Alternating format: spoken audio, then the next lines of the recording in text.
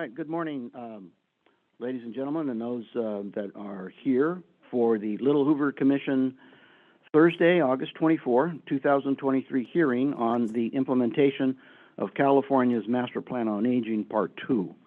I'm Pedro Nava. I'm chair of the Little Hoover Commission. Thank you all for joining us today. There are other commissioners who are with us, either in person or on Zoom. Joining us is on remote is Commissioners Anthony Cannella. Dion Arner is on the way. David Beyer is remote. Commissioner Gil Garcetti, Jose Atilio Hernandez, Jason Johnson. And let me take an opportunity here to invite Mr. Johnson, who is our newest member to the Little Hoover Commission gubernatorial appointment. Welcome, and please feel free to make any remarks you like. Thank you, Chairman Nava. Good morning. This is my first meeting with the Commission. It is my honor to serve, and look forward to learning today and days about various subjects that we have on with this Commission. We were just saying before we started that it's great that we have such a diversity of topics and issues that we get the pleasure of learning about, and most of us are far from knowledgeable or experts on these subjects. We're to learning quite a bit in the months and years ahead. And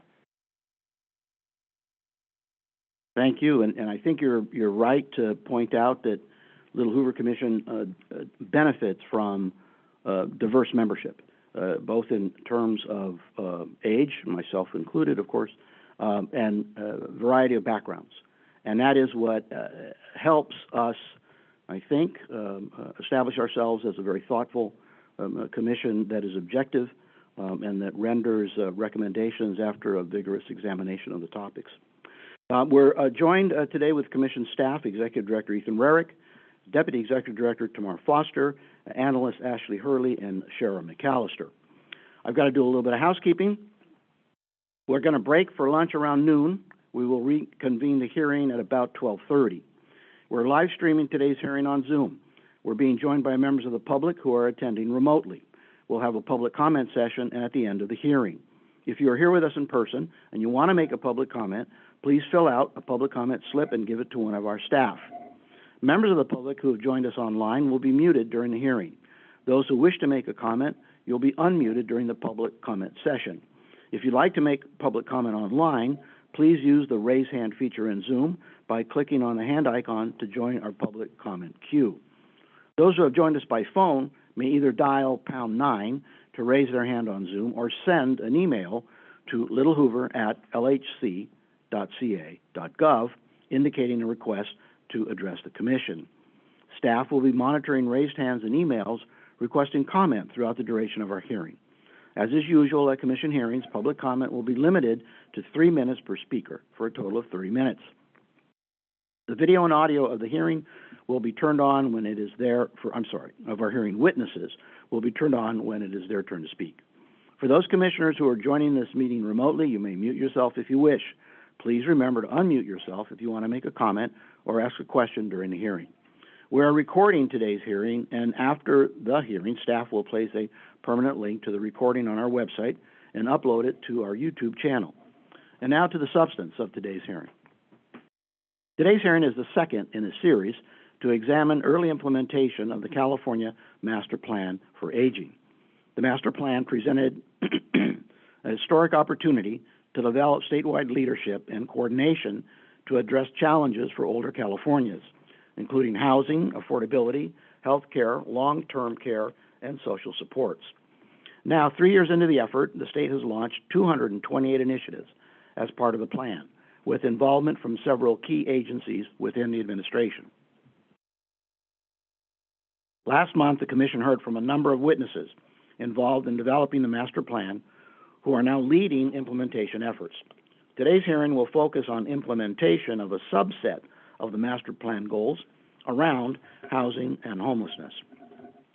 The Commission will hear from researchers and advocates about the housing needs of older adults, including the growing older adult homeless population and the challenges some face finding affordable, accessible housing.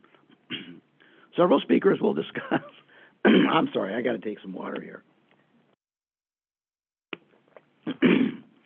Several speakers will discuss various housing solutions employed in California and across the country to try to address the needs of older adults and prevent homelessness among this population. We will also hear from a number of speakers who will reflect on the master plan implementation efforts so far. Finally, the Commission will hear from key leaders in the administration who have a role in implementing the master plan's housing and homelessness goals. I want to thank Commissioners Garcetti and Hernandez for serving on the subcommittee for this study and for their leadership on this topic. Deputy Executive Tamara Foster organized this hearing, and I would like to ask her to introduce the first witness. Thank you, Mr. Chairman. Good morning. Jodi Reid will be our first witness this morning. Jodi has served as the Executive Director of the California Alliance of Retired Americans, or CARA, since August 2003.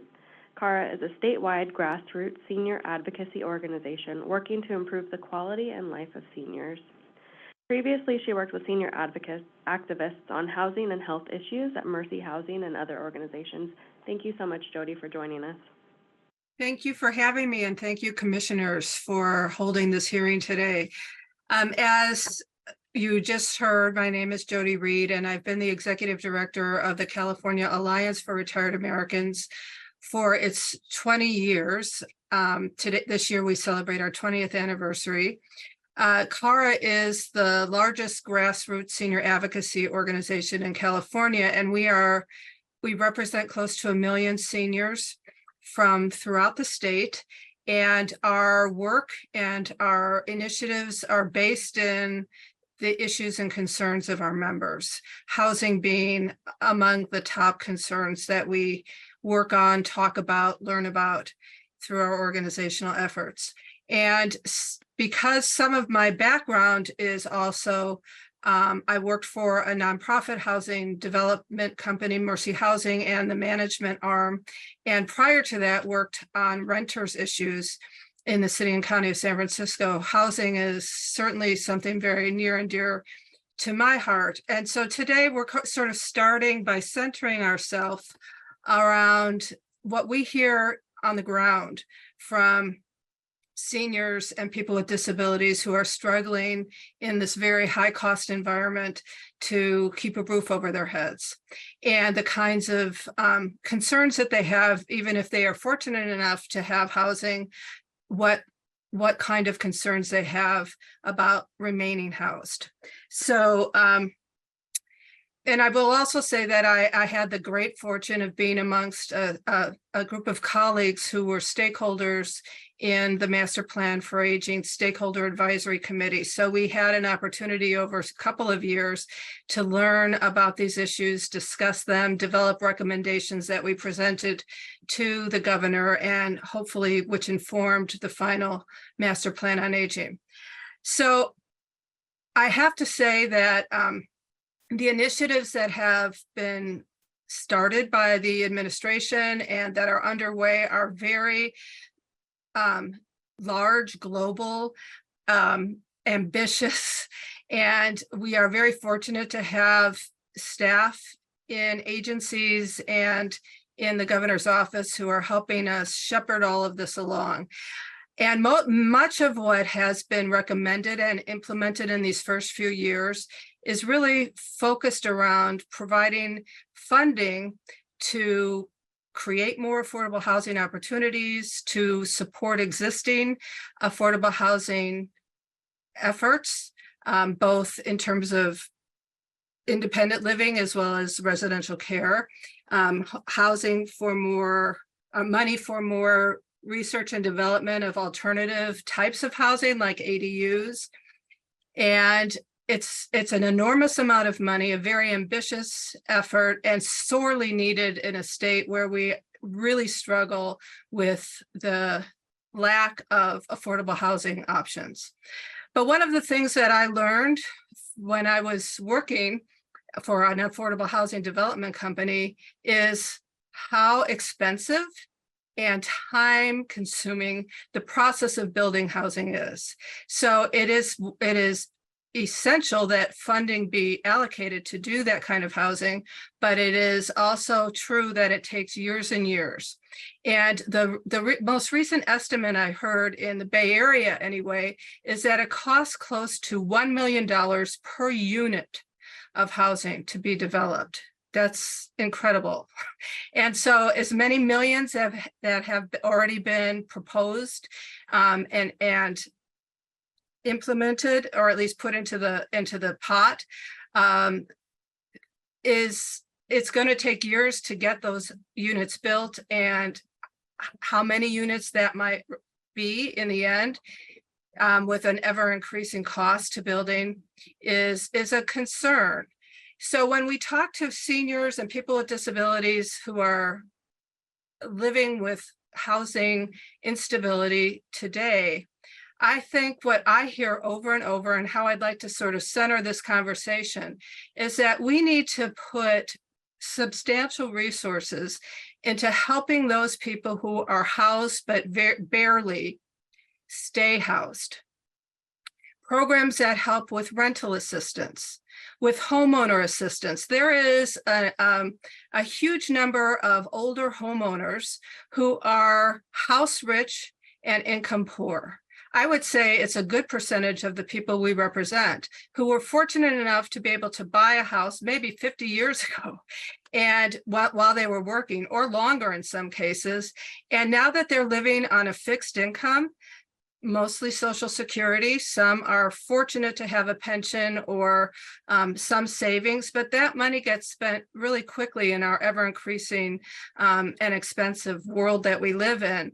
And one flood from our recent rains in the wintertime, where they find some their roof in disrepair, could push them out of their house because they don't have the resources to repair their current housing. And yes, many of them may be overhoused in places that are too big for them now because their spouse and their family have moved out.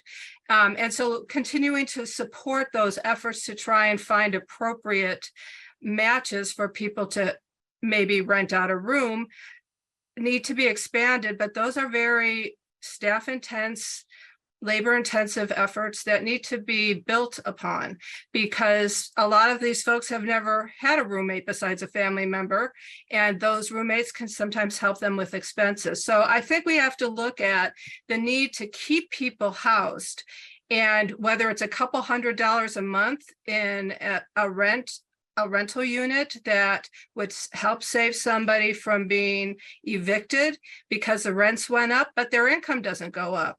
Social Security goes up very little every year with a cost of living adjustment, and it's often coupled with an increase in Medicare premiums. So people rarely see much increase on an annual basis. And a couple $100 a month could help them keep a roof over their heads. And that is so much more cost efficient and cost effective than trying to build our way out of this problem. And that's not to take anything away from the goals and the need to build more affordable housing with services. And I want to add that because could I interrupt you for a second, please? Sure. Thank you. And what our chairperson would say is, when you're interrupted, that's a compliment, because we're listening closely, but we have some questions. And the question I have is, you throw out the figure, a couple $100. Did you just pick that out of the air, or is that a couple hundred? No. Okay, let me finish. I don't mean to irritate you, but that is important as to what the needs are. Are they generally between a one figure and another figure? I mean, how do we know it's not $500, $600, $700 on a month? Yeah, I think that's a really good question. And I'm hearing feedback. Are you hearing feedback? No.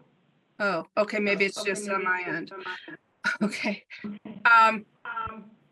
So there have been multiple studies that have shown that for many, a rent increase of what on average 100 to 300 or 400 a month is enough to move somebody out of their apartment. Now, there isn't one stock amount, one set amount that every single person needs. But if we're talking about a rent increase that is in the couple $100 level, then that amount in a year, for example, using that as an example, and I think there has to be some cap to what a rental assistance program might look like, as well as criteria for who would be eligible for that. The same on the homeowner side. But we have heard story upon story. In fact, my ex-administrative coordinator of the California Alliance for Retired Americans, she retired, had only Social Security. She moved to a very expensive county, Marin County, and they have no kind of rent control or rental protections. Whatever existed during the pandemic are no longer available. And so she got a letter from her landlady saying that she was going to be raising the rent $200 a month. I'm not basing my $200 on her experience alone, but this is an example of someone who got a rent increase of $200 a month, and she's living on Social Security, and she can't go to Social Security and say, can I get $200 more a month in my Social Security payment? And so she is forced with the possibility of having to find another place to live, most likely out of the county and possibly out of the state, because it was hard enough to find a location there. Yeah, let me interrupt you again. Is there a danger? Let's say the state is able to assist this particular household with $200 because that's what the rent went up. What stops the apartment owner to raise it again? I mean, how often can you do this? I mean, it's 200s this year. It could be in a year, another 2 years, it's raised another $200 or $300. That's exactly right. And that's why, coupled with assistance to keep people housed, to avoid homelessness, which, as you mentioned, and as we all know, the older population is the fastest growing part of our homeless population in California. We also need to couple these kinds of assistance programs that in the end could be much less expensive than building $1 million new affordable housing unit. We also need to look at rental protections.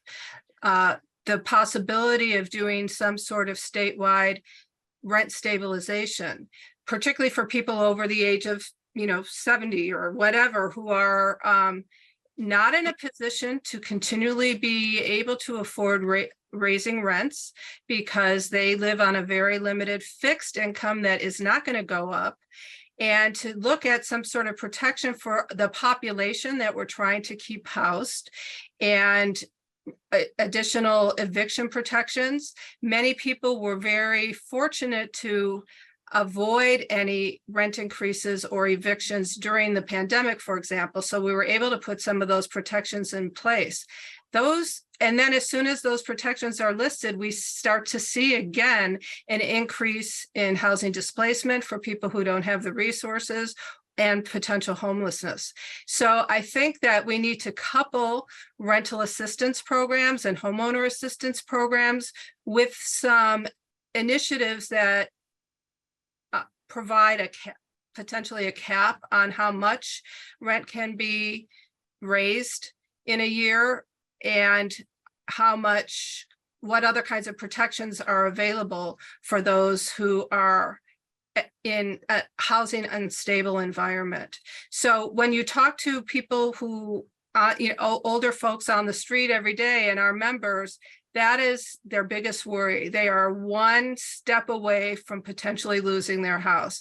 And though they'd love the opportunity potentially to move into an affordable housing unit with services, those are few and far between. The waiting lists are years long, and the time it takes to build those developments is also quite long. So I think we I have to appreciate your focus answer. a Thank you. portion of our efforts on keeping people housed. Thank you, Ms. Reid. Commissioner Byer has a question. Okay. Well, thank you, and thank you to Commissioner Garcetti. My recollection, imperfect as it might be, is the University of California at San Francisco is offering a witness later in the hearing who did a seminal study answering the Commissioner Garcetti's question, at least insofar as they looked at the unsheltered population and the metric of fragility, that is the razor's edge between being housed and not being housed, is in that study, the most comprehensive to date, several $100s. But I want to ask the witness a different question. It seems as though you're, and several of the other witnesses are looking at the housing situation for the children of the greatest generation. And many people, probably myself included, tend to think of housing and aged or elderly people as either a home or a nursing home, maybe an apartment. And I think the very good work done by the staff is pointing out that there are many, many people who are housing insecure, either in a rental context or in a mortgage context or in a even worse situation where they're unhoused. And I appreciate the witness delving into rent stabilization or rent control, but I think for our purposes, we're looking at a master plan on aging, and there are 200 and some recommendations. Housing is only a sliver of that whole plan. So I'd like to focus on what the most important way the state could spend money on rent subsidies that are not related to rent stabilization or rent control, but rather income related housing assistance for people, let's say over 60, and how much money would be necessary in order to avoid that situation of housing instability of people who are unable to make their next rent payment. Do you have an estimate on that? Well, I'm not a mathematician, and you're right that the study done by the University of San Francisco was stellar. And I know several of the other witnesses are going to be delving into the details of that study and more than I am. But just as a back of the envelope kind of analysis here, let's say that someone at the age of 65 needs a couple $100s a month in a subsidy to remain housed in whatever housing environment they might be, mobile home, common interest development, single family home, or rental unit. And that, so in a year, that $200, comes out to, $2,400.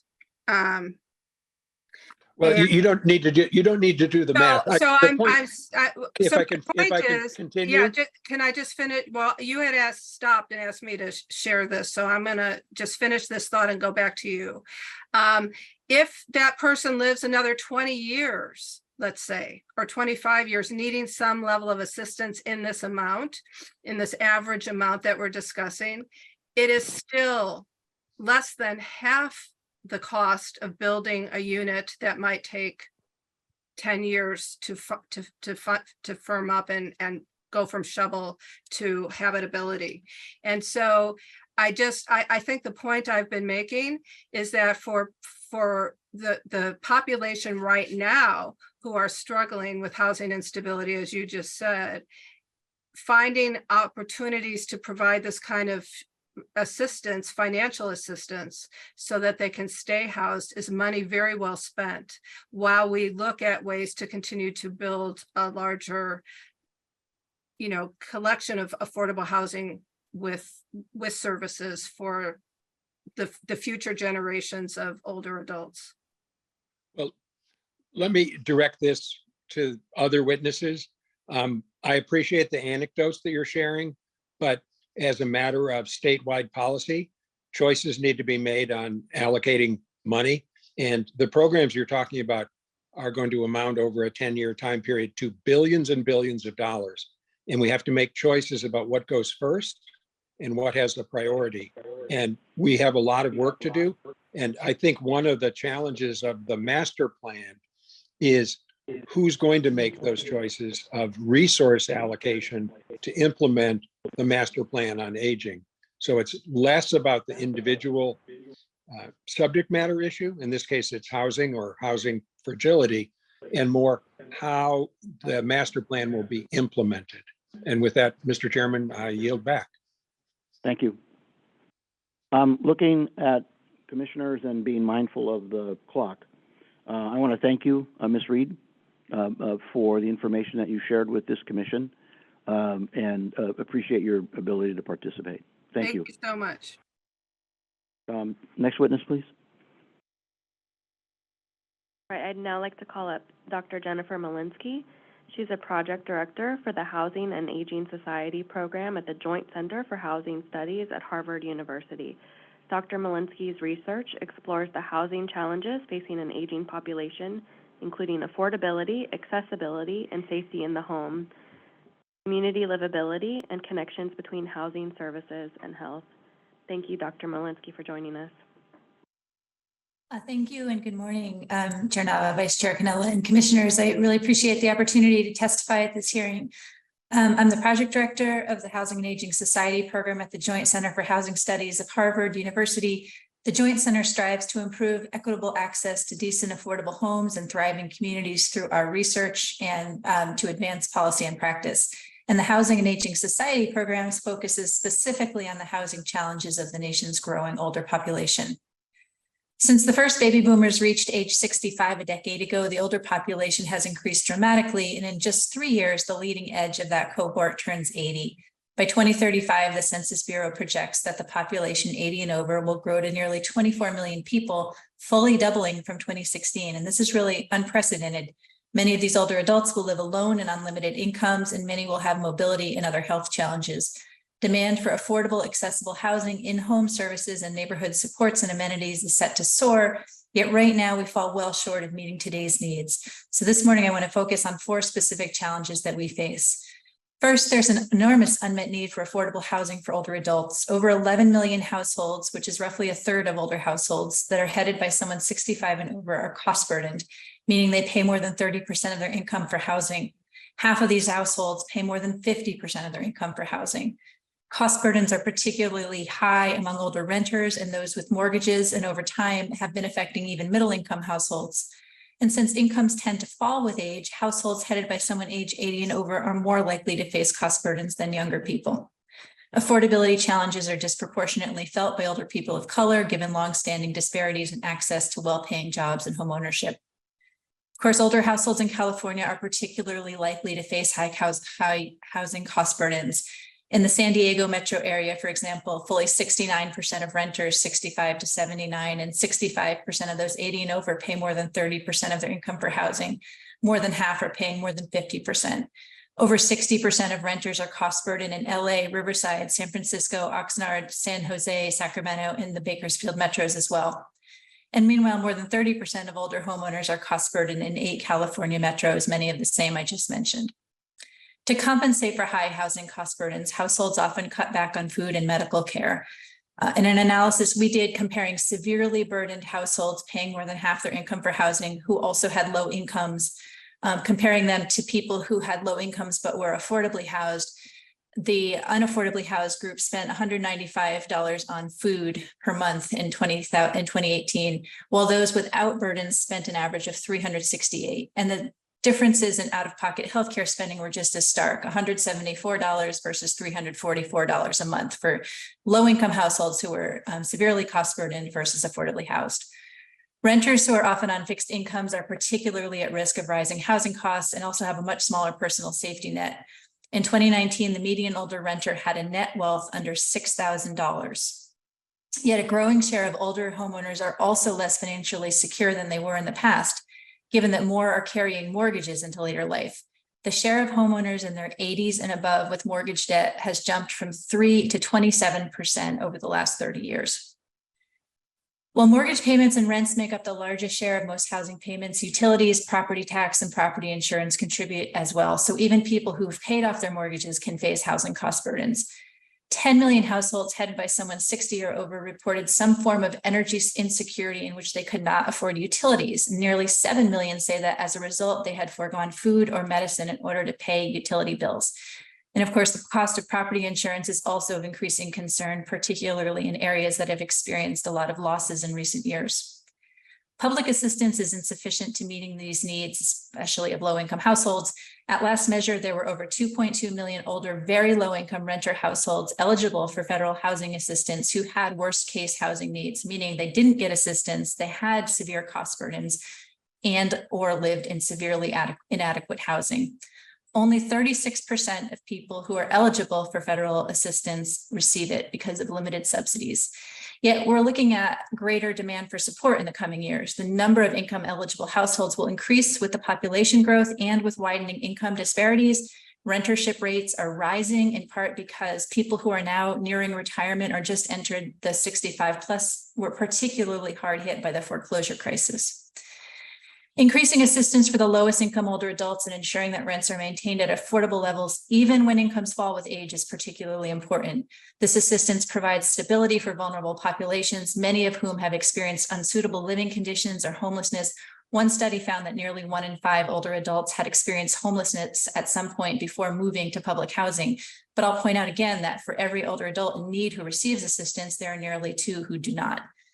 And the second and third challenges I want to touch on relate to supports in the home, both in terms of accessibility as well as services. Older adults are more likely to report that someone in their house has a difficulty with mobility, vision, hearing, cognition, self-care, and independent living. By age 90, nearly half of all adults who are living alone report difficulty with living independently. Accessible housing can help support independence and safety among people with mobility and other functional challenges. Without accessibility features, residents may need to rely on both paid professionals and family for assistance with tasks like cooking, laundry, and bathing that could otherwise be performed by the occupant in a more accessible home. Inaccessible housing also increases the risk of injury for residents as well as caregivers. So a poor fit between the house and the older occupants create costs to adults, families, and the healthcare industry, which incurs costs ranging from fall-related injuries to earlier institutionalization in a nursing home. Yet very little of the nation's housing stock offers even the most basic of accessibility features. Our analysis has shown that less than 4% of America's housing has 3 basic features: a no-step entry into the home, single-floor living with a bed and a bath on the main living floor, and hallways and doorways that are wide enough to accommodate a wheelchair. Unsurprisingly, older adults are also the most likely of all age groups to report difficulties entering, navigating, and using different parts of their homes. So more support is needed to help older owners and renters make modifications that improve accessibility as well as maintain their house in a safe condition. The USC Leonard Davis School of Gerontology maintains a list of available programs in each state at homemods.org. And volunteer organizations like Habitat for Humanity and Rebuilding Together also support older residents seeking to make modifications and maintain housing. But in general, many of these programs are modest in both size and scope, and they require that residents have disabilities often before they can receive funds to modify for safety and accessibility. So dedicated funding is really needed to fill in the patchwork of these programs, some highly effective, but all limited in size and reach. Another aspect of the physical house is its capacity to keep occupants safe from environmental hazards. Because older adults are more likely to have chronic conditions and disabilities, they are generally at greater immediate risk from the effects of climate change. For example, given higher rates of respiratory disease, older people may be more sensitive to increased temperatures, wildfire smoke, mold and mildew in the home left in the wake of severe storms and flooding. To some extent, these risks can be exacerbated or abated by how well housing protects people from smoke, heat, flooding. So making programs to address these housing deficiencies available are all the more important. And as I noted earlier, a third challenge relates to services and supports provided in people's homes, which are often necessary so people can stay in their homes and communities. Assistance often falls to unpaid family caregivers, which creates economic employment and mental wellness challenges. Yet we know that fewer family caregivers are going to be available in the future. So though necessary, paid support is costly. Low-income households can benefit from home and community-based services offered under Medicaid, as with Medi-Cal, though these are typically not entitlement programs, leaving many without needed support. At the same time, we have a growing issue of middle-income households who are ineligible for these supports and are often unable to afford needed care in their home or in assisted living. Service-enriched housing has been shown to support independence and reduce healthcare costs for low-income populations. These often come with service coordination, and service coordinators were really integral to supporting older adults during the pandemic when service and care networks were disrupted. And there are efforts around the country to bring service-enriched housing to middle-income populations, but there's a real struggle given the lack of subsidies available to support those households. And part of the challenge of providing long-term supports and services where people live is that health and housing policy is in need of better coordination.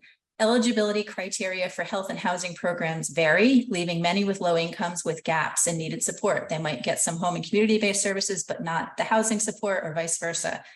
Some health interventions, such as telehealth and models that allow acute care in the home, work only in housing that is stable, accessible, and has broadband access, which includes many adults from their benefits. So there's much to do to align health policy and housing in terms of incentives for providers, eligibility for benefits, and more.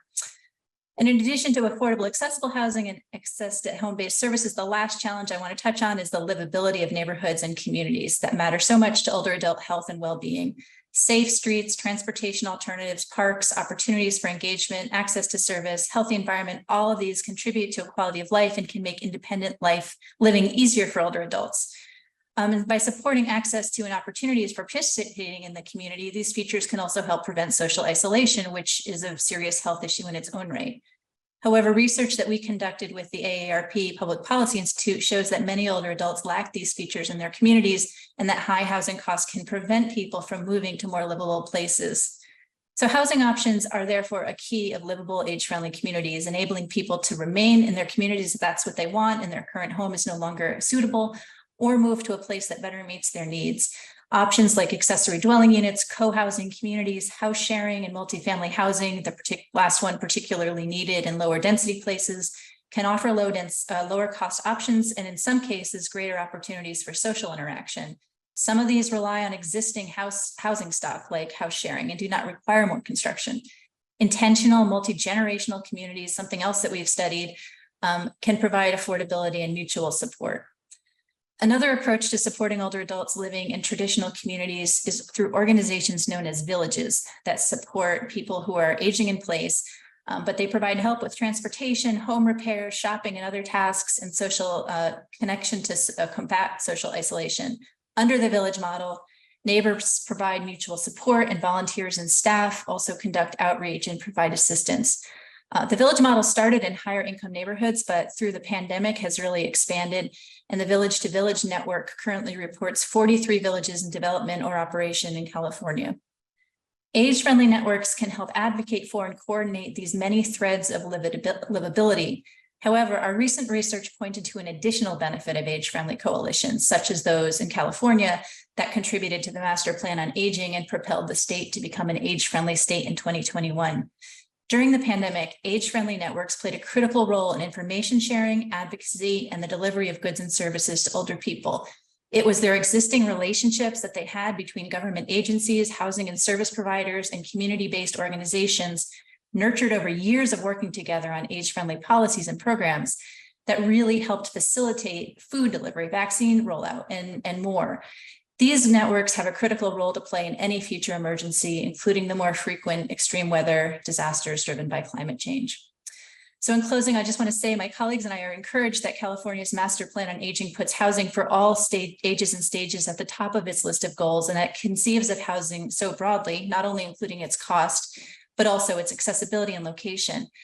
The success of the housing initiatives can further other elements of your plan: health, social engagement, the receipt of care, which is more and more occurring in the home, and financial security.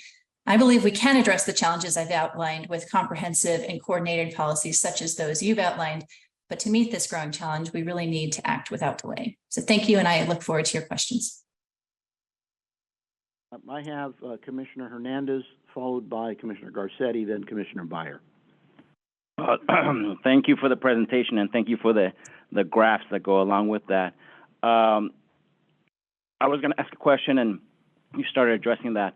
I mean, there's a common theme in terms of the previous conversation, this conversation, in terms of how rising cost of living impacts fixed income, seniors, and so forth. We see it all around in terms of support services. And then the quick solution, of course, and we kind of address this, is increased funding for services and so forth. Unfortunately, California will no longer have a finite amount of resources, so we do have to start picking and choosing and so forth. But going back to the question in terms of, I mean, looking at examples of reducing cost of living, I think you touched a little bit upon it in the whole multi-generation kind of living. We call it Latino household, and where I'm from, because there's like 12 people per household. But, I mean, is this a national trend? I mean, where did you do some of the studies? And are there other examples of really addressing this rising cost of living, ways that we can start tackling the bigger issue in terms of affordability? Thank you for the question, Commissioner. Yes. There is a growing trend of multi-generational households that is driven in part by the growing diversity of the population, because Hispanic and Asian households are more likely to live multi-generationally. So we definitely see that happening. So that is within the household. Then we have sort of interest in models that create living settings where people have their own unit, but they are in a multi-generational setting. So we've seen examples of communities across the country that are either run by the people themselves, they're developed as co-housing models, but others that are developed by nonprofit organizations that provide housing to older adults and to younger families. A few of these models focus on families who are adopting from the foster care system and older adults who live on the site. They're not related, but they're part of the children's and the family's lives. And so there's just a really wonderful range of new models coming out there. And I think one of the challenges is how to encourage their replication and their scaling, because they provide affordability and that mutual support and that sort of, for a lot of people, a purpose. It's very important to them that they do something purposeful and are involved in, say, the lives of children or teaching and learning together. Great. And just a side question. Other states, other examples of tax credits in terms of housing multi-generation family members? I don't know that off the top of my head within a household. I do know that we did a project for HUD that was focused on these multi-generational communities, and they're very interested in that. I think there's opportunities to address so there's a lot of barriers put up by existing housing programs, but that they're really tailored to older people or they're tailored to families, but trying to do something for everyone requires a little more creativity. And so they're very interested in how they can facilitate these. So that's all I can say at the moment, though. Commissioner Garcetti. Good morning, Dr. Molinsky. Thank you so much for sharing your time with us, both in terms of engaging us and educating us. I regret that I did not have much time to look at your testimony. I looked at it at 7:05 this morning, and when I finished, I just, the issues are so vast, so difficult. So I have two questions. Answer the first one last. Okay. How do you keep a positive attitude about undertaking this massive, massive project? That's the last question. The first question, pretend, it's a big pretend. I'm Gavin Newsom, the governor, and I read your memo. I said, boy, yes, I want to get all this accomplished, but I only have a couple of years left, 3 years left, and I'm not sure what can be accomplished then, but what are your priorities that you tell me? If you could focus on one or two things within all the things I've said is really being critical right now and doable, what would they be? I think the most critical is the most challenging, and that's the affordability question. I really think we have wonderful models that we can build on and expand in the area of accessibility. We don't have enough, but we can get there. And the services obviously are critically important, but I think we need to be thinking about how to help people maintain their stable housing. We just also did a project that's not published yet on homelessness among older adults, and just the same story we just heard about the incredible need to stabilize people where they are because it's so much less costly. So I think I would focus on the solutions that we can do to, how can we preserve the housing we've got and use it better? So house sharing, things like Silver Nest, Nesterly, these are organizations, businesses that have grown up to help people match and share housing that already exists. So you don't have to build anything new. The service coordination, I think, is a really important thing in affordable housing because it helps people be stable, not just the cost of housing, but also that coordination that they need.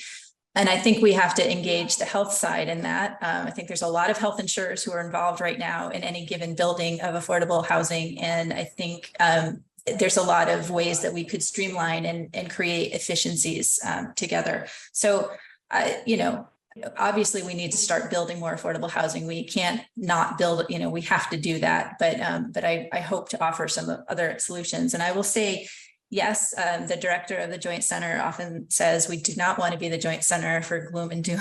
So in answer to your second question, I see wonderful initiatives out there, and on all the fronts that I mentioned. And I think what the challenge is how to share those and scale them. They're often dependent on philanthropy in some cases, or what have you. It's sort of how can we let 1,000 flowers bloom, but really let them multiply across the country. But they're out there, so that keeps me optimistic. Mr. Chairman, I apologize for the interruption, but if commissioners could mute their mics when they're not talking, we're still getting a bit of feedback on the live stream. We're working on it, but if you're not speaking, if you can mute your mic, please. Thank you. Now, Commissioner Byer, make sure you're unmuted. I am. Thank you, Mr. Chairman. First, just an observation. We've had a series of hearings on the California Environmental Quality Act focused on housing. I don't think this particular hearing should be segregated from that topic. The ability to secure housing is related to CEQA, in my view. And so when people say we need more affordable housing, we should keep in mind our other study. The question for the witness is predicated on some facts. The elderly in America constitute 17% of the population, yet they receive 37% of government benefits. I think you can make strong arguments that that's equitable. It is one of the great benefits of Social Security is that it is the best anti-poverty program in America. Having said that, programs for the elderly can become, in government spending, a zero-sum game or a trade-off game. And so what I'd like to ask the witness, in the context of the California Master Plan on Aging, what programs should be cut or de-emphasized in order to pay for the programs you're suggesting? I appreciate the question, Commissioner. I don't think I'm expert enough on California's programs and budget to make that determination. I guess I would just say that we're looking at a future, in the very near future, where 1/3 of households in this country are headed by someone 65 and over. This is obviously a time when there are other vulnerabilities that happen. And so I hear your point about the budgetary constraints that every state is under. But I think this is a population that is very rapidly growing, and that not assisting will just cost us more down the road. And I hate to make a cost argument, because I think there's other reasons that we care about this. But I think to the healthcare industry, to homelessness services, to all of that, we would be looking at a much more dire budgetary constraint than if we can help people remain stably housed. Thank you. Thank you. Let me turn to other commissioners.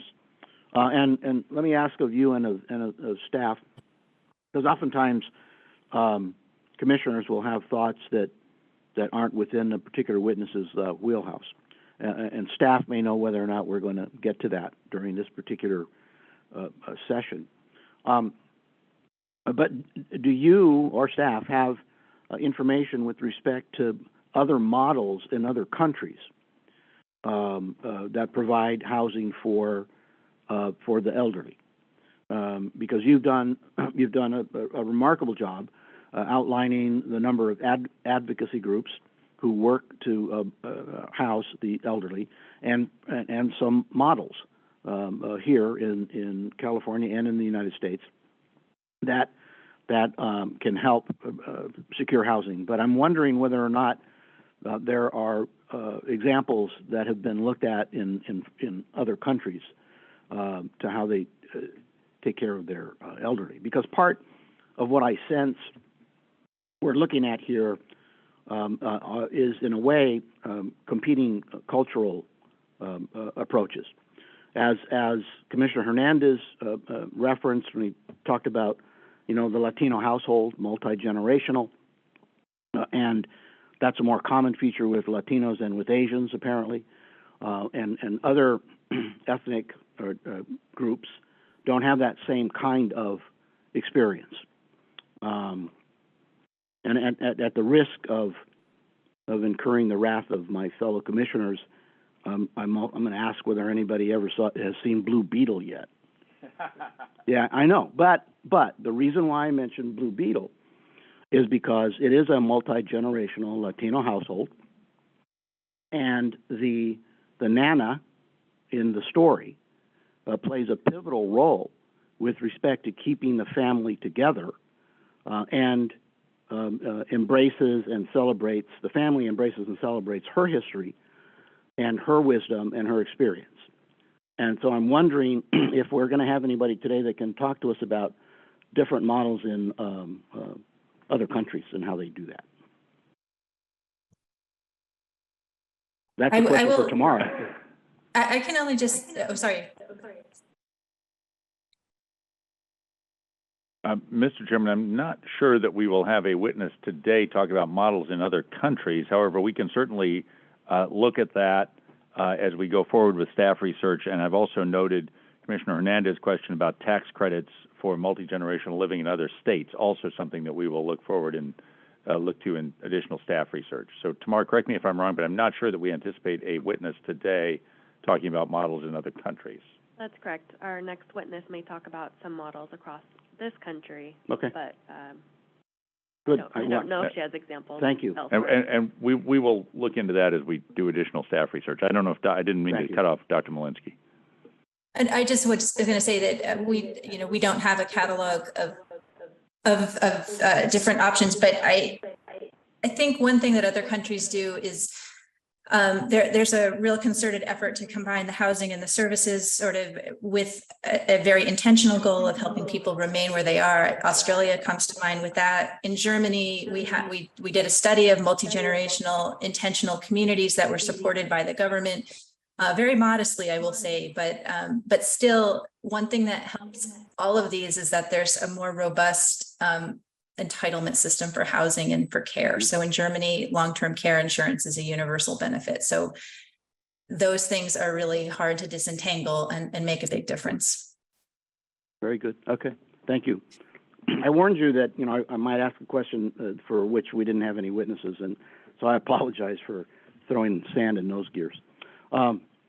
Thank you for your testimony. It's much appreciated. Thank you. All right, our next witness, I'd like to please call up Lauren Dunning. Lauren is the director of the Center for the Future of Aging at the Milken Institute, where she develops strategic initiatives and partnerships that advance health, longevity, and financial security across the life course. Previously, she served in key policy leadership roles for over 10 years at the Los Angeles County Department of Public Health, where she was most recently the Director of Government Affairs. Welcome.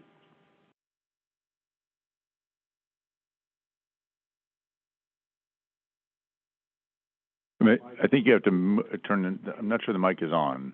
Push. There we go. It's green. I get to start again. Thank you. Good morning. Thank you for that introduction, Tamar. Thank you, commissioners. It's my honor to address the Little Hoover Commission today, and I thank you for your dedication to studying California's Master Plan for Aging, specifically its bold goal to increase housing for all.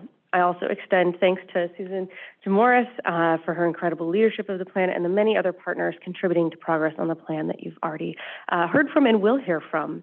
And so just by way of introduction, the Milken Institute is a nonprofit, nonpartisan think tank focused on accelerating measurable progress on the path to a meaningful life.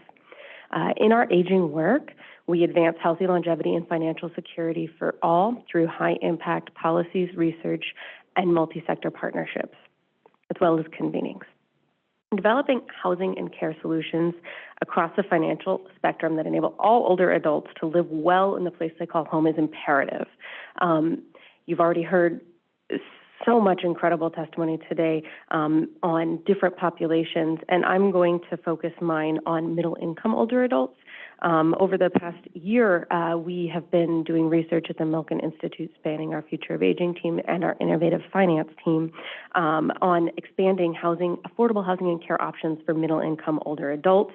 We've conducted over 80 expert interviews with stakeholders across a variety of sectors from housing, finance, senior housing and care, all healthcare and academia, philanthropy, advocacy, all of the above, including with Jennifer Molinsky, who we just heard from. Thank you, Dr. Molinsky, as well as Sasha Kergan, who will speak later.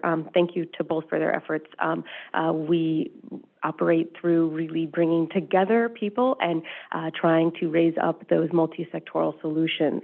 And so in addition to our interviews, we convened a working lab to really build solutions together, and then held working groups to continue developing those ideas. And we're midstream right now, and so it's a great time to share what we're working on, and we look forward to continuing to provide information as well to the Commission through your staff. And so my remarks today will align with two of the Master Plan for Aging's 5 bold goals. Of course, the housing for all ages and stages, but also that really is closely intertwined with health reimagined. And as I mentioned, I will focus on highlighting those strategies that have been raised up through our research on how do we increase affordable housing options for seniors housing and care serving middle income older adults. You've already heard a lot of characterizing the issue, but I will focus on that middle income population here. According to a 2019 study by the National Investment Center for Seniors Housing and Care in partnership with, conducted by NORC at the University of Chicago, more than half of middle-income Americans aged 75 and older, a projected 14.4 million older adults, or 43% of all older adults, won't be able to afford the housing and care they will need by 2029. This group is coined by Nick as the forgotten middle, those middle-income older adults who have an income and assets above the threshold of Medicaid and other public support programs, including for housing, but they lack substantial personal savings. This means they are likely to struggle to afford the long-term care either at home or in congregate settings that may become necessary as they age. Looking to another NORC study, this time in partnership with the SCAN Foundation and West Health, that came out last year, focused on California. They found that in California, more than 1.6 million older adults will be middle-income older adults over 75 by 2033. That's an increase of 60% over 15 years. And of that group, 89% of middle-income seniors are projected not to be able to afford assisted living rent and medical care costs, which are projected to average $75,000. And that leaves many to spend down their assets to become eligible for Medicaid, which does cover skilled nursing care as well as home and community-based services. But a majority of this group will have more than 3 chronic conditions and have mobility limitations necessitating care. It's important to note that of that 89% discussed, only 1 in 5 will have significant home equity to draw upon to support their housing and care needs. These figures lay out some of the challenges, but with California's nation-leading efforts to develop integrated care models, connecting housing, social, and home and community-based services, solutions are on the way for all older adults, including this forgotten middle I've been focusing on here. So returning to our research, on barriers and solutions in our recent work. They really centered on the costs of capital and the costs of care as key factors in addressing affordability for middle-income older adults. First, on costs of capital, there are significant pre-development land and construction costs that hinder profitability, potential profitability for the private side, inhibiting projects from progressing beyond early stages. Regarding managing costs of care, there's fragmented service coordination and delivery across the different care systems, care providers, and long-term care service providers. Even with new value-based care models that are emerging that seek to increase this coordination and integration, there's a multitude of payers with differing care arrangements, payment rules, and also incentives for who works with them and how.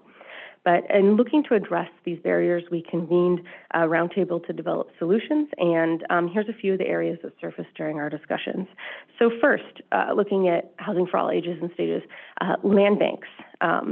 Affordable housing development can often rely on public subsidies to offset pre-development costs like site acquisition and permits, but middle-income housing developers seeking to create affordable products, that lowercase a, they have limited access to this already constrained pool of capital.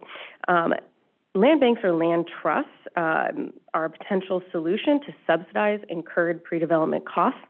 A land bank is a virtual bank. It's a detailed computer listing of available parcels that, for example, a city has gained title to through tax foreclosure.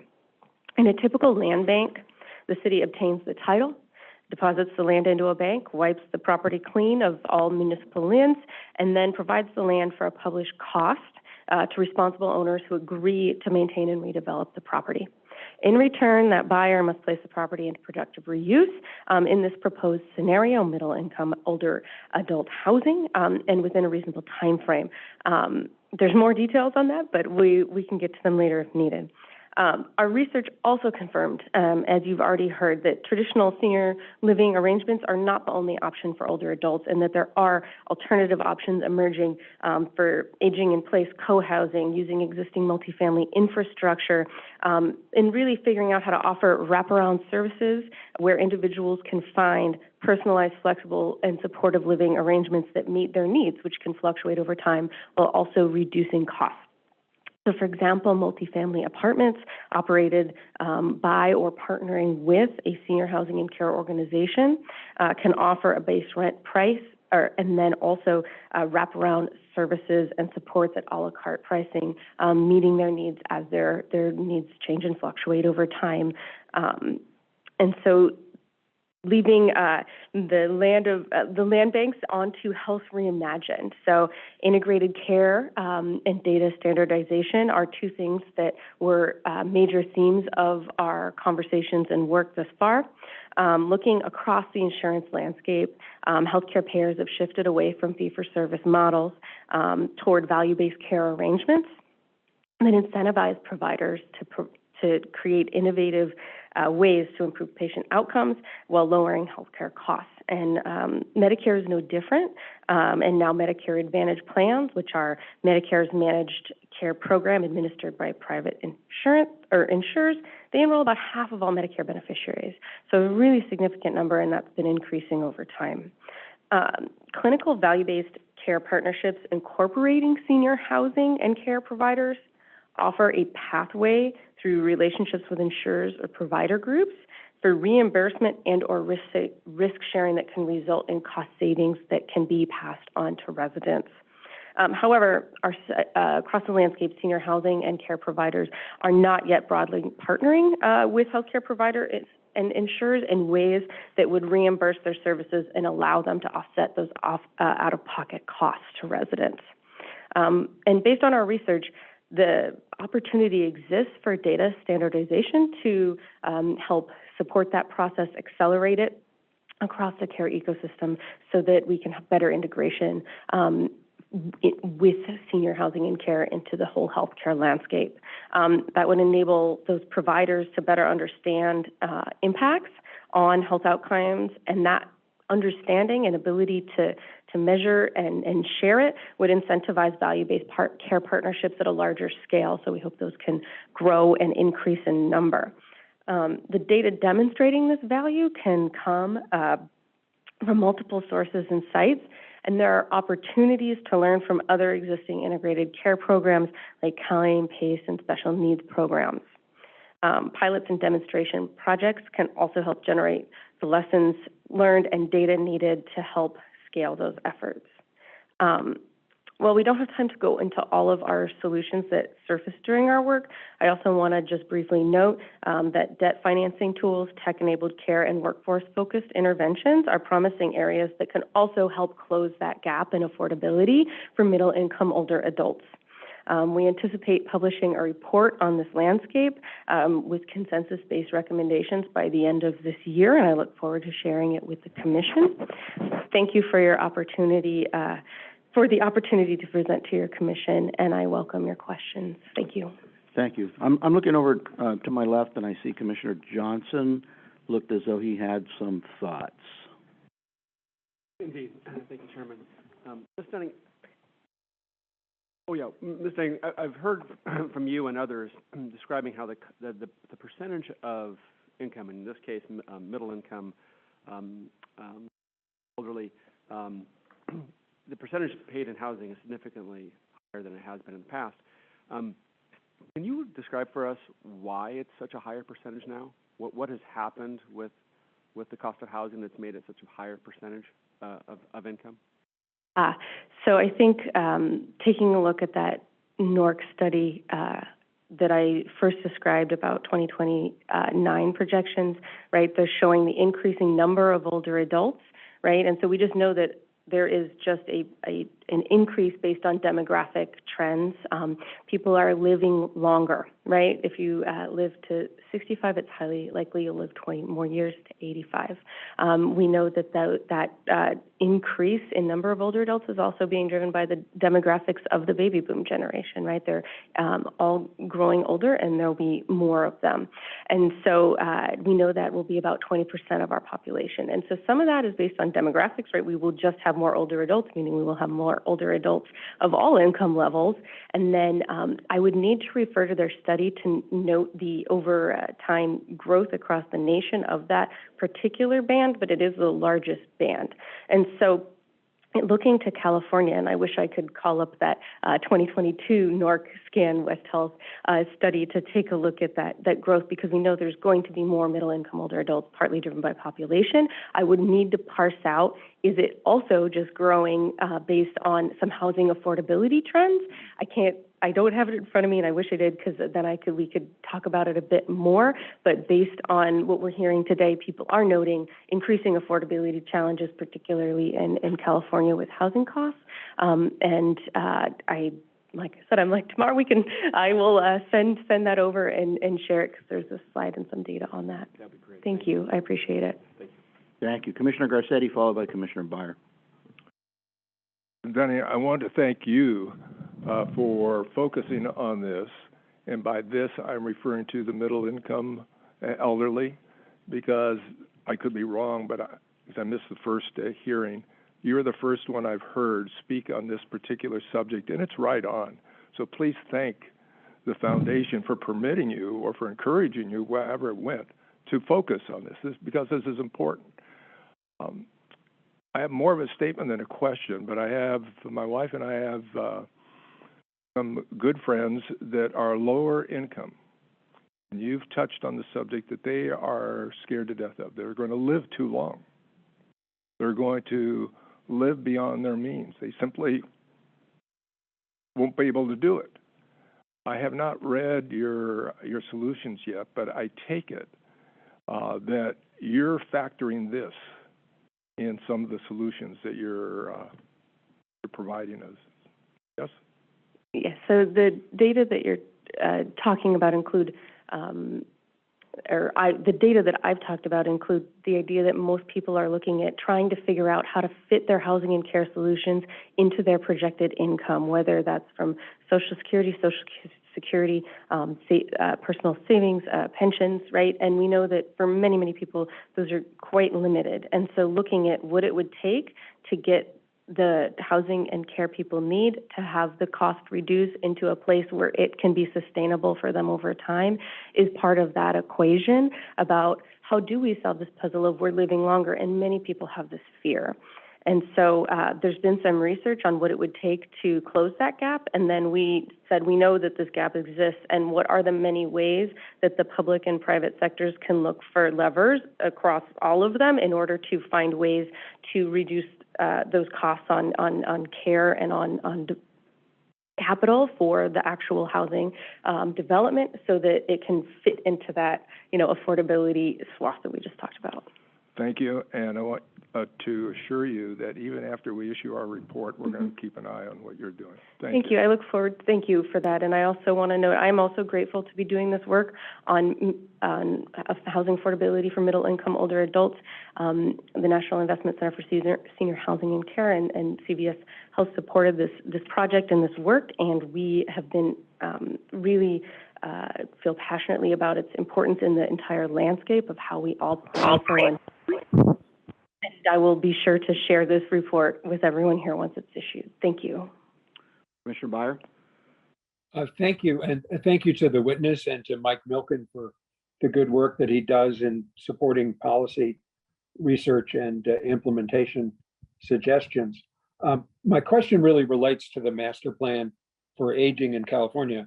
I think, as you probably know, California is virtually unique in having such a thoughtful, complete process produce such a comprehensive report.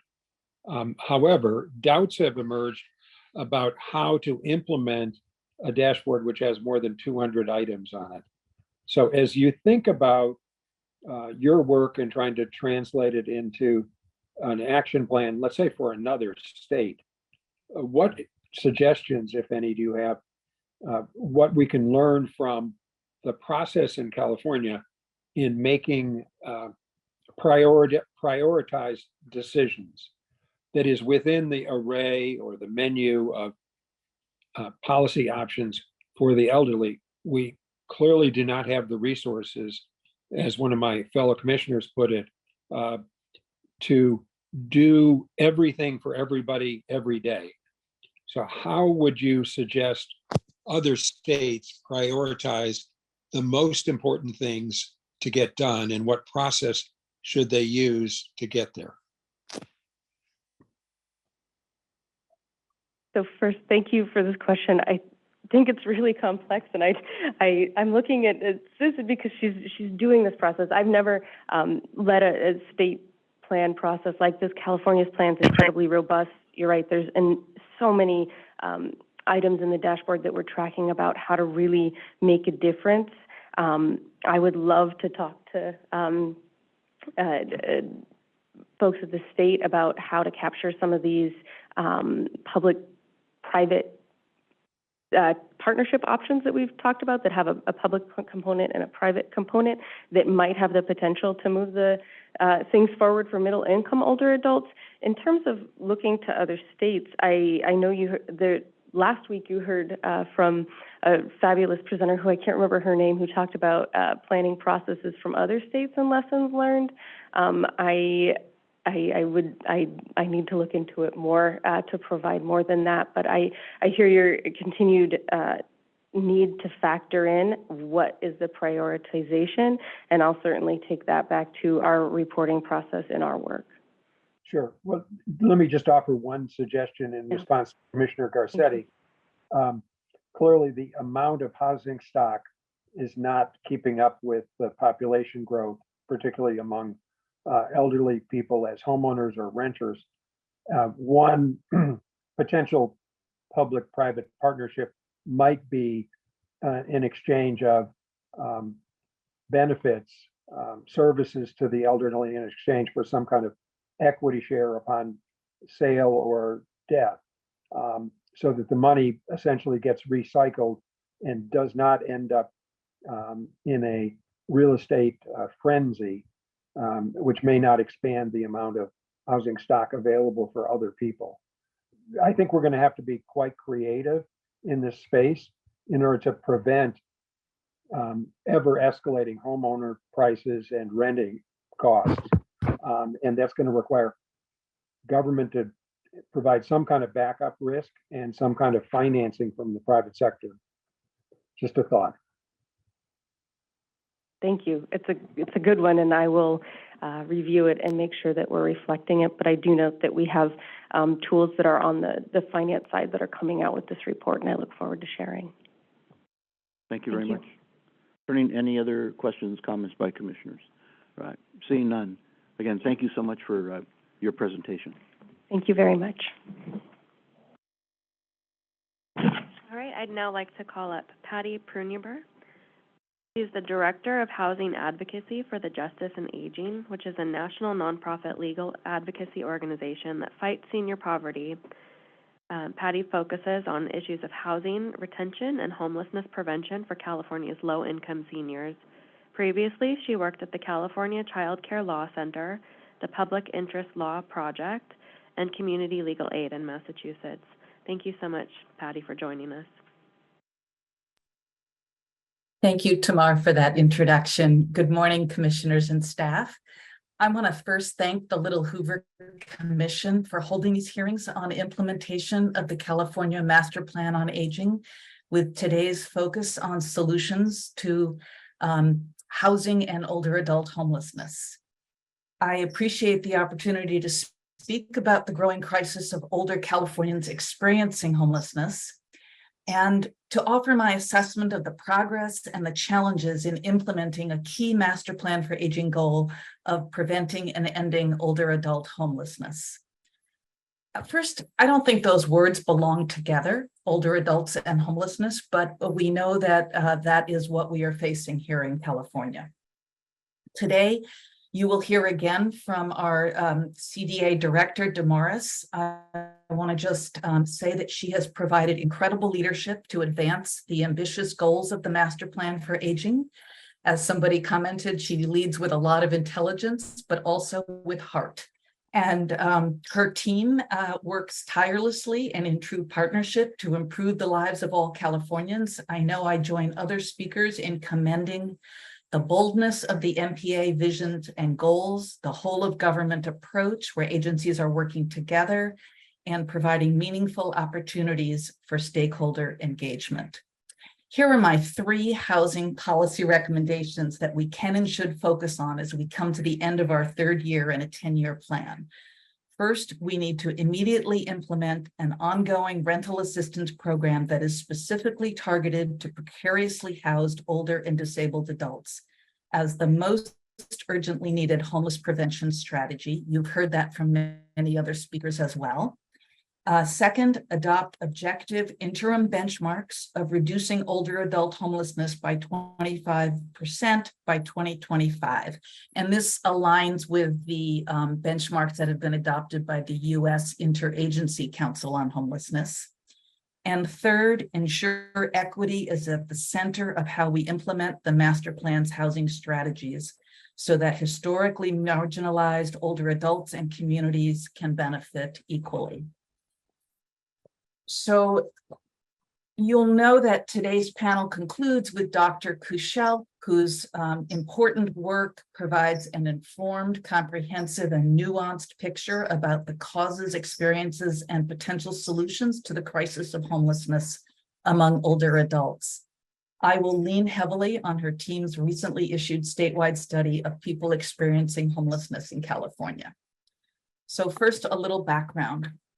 Homelessness among older Californians is rising dramatically, and this trend will continue unless we swiftly take steps to reverse it. Could I have the first slide up, please?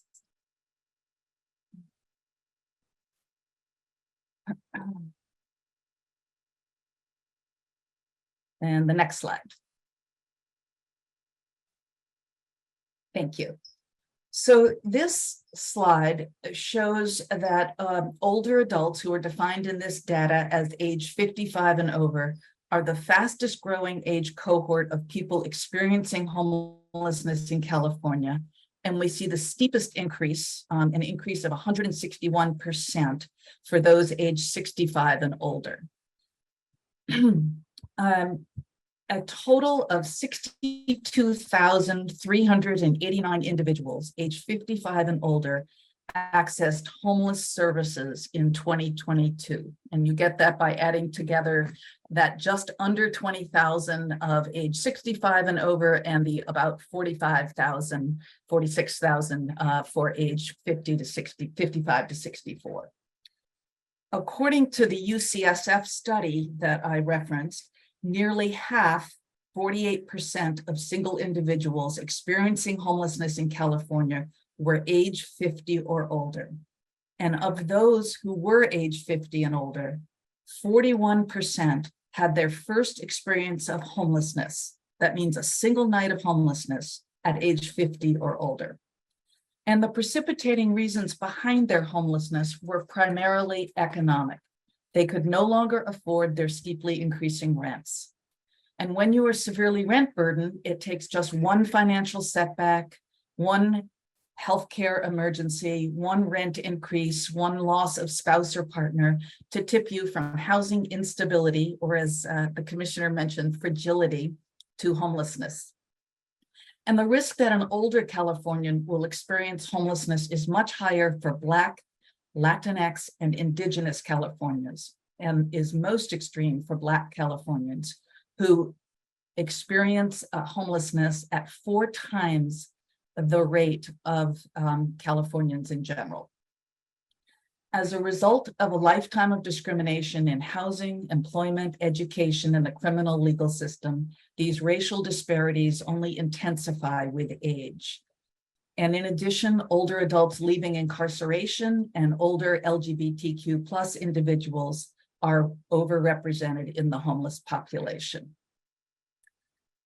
The rapidly rising rents that are driving the surge in older adult homelessness mean that older adults are more likely than their younger counterparts to struggle with rent unaffordability. And if I could have the next slide, please. So this is a slide showing older renter households and whether they are cost burdened or severely cost burdened due to their rental expenses. And what you'll see here is that for extremely low income renters, which is the left-hand column, about 8 out of 10 extremely low income older renter households pay more than 30% of their income for housing, and 62% are paying more than half of their income. And just to give you a sense, an extremely low income renter has income at or below 30% of area median income. So in LA County, a single ELI, extremely low income renter, would have income at or below $26,500 annually. That's twice the amount that a person would receive if they were receiving supplemental security income, or SSI. So many people have income that cannot support rent, and rents that are in excess of their full monthly income.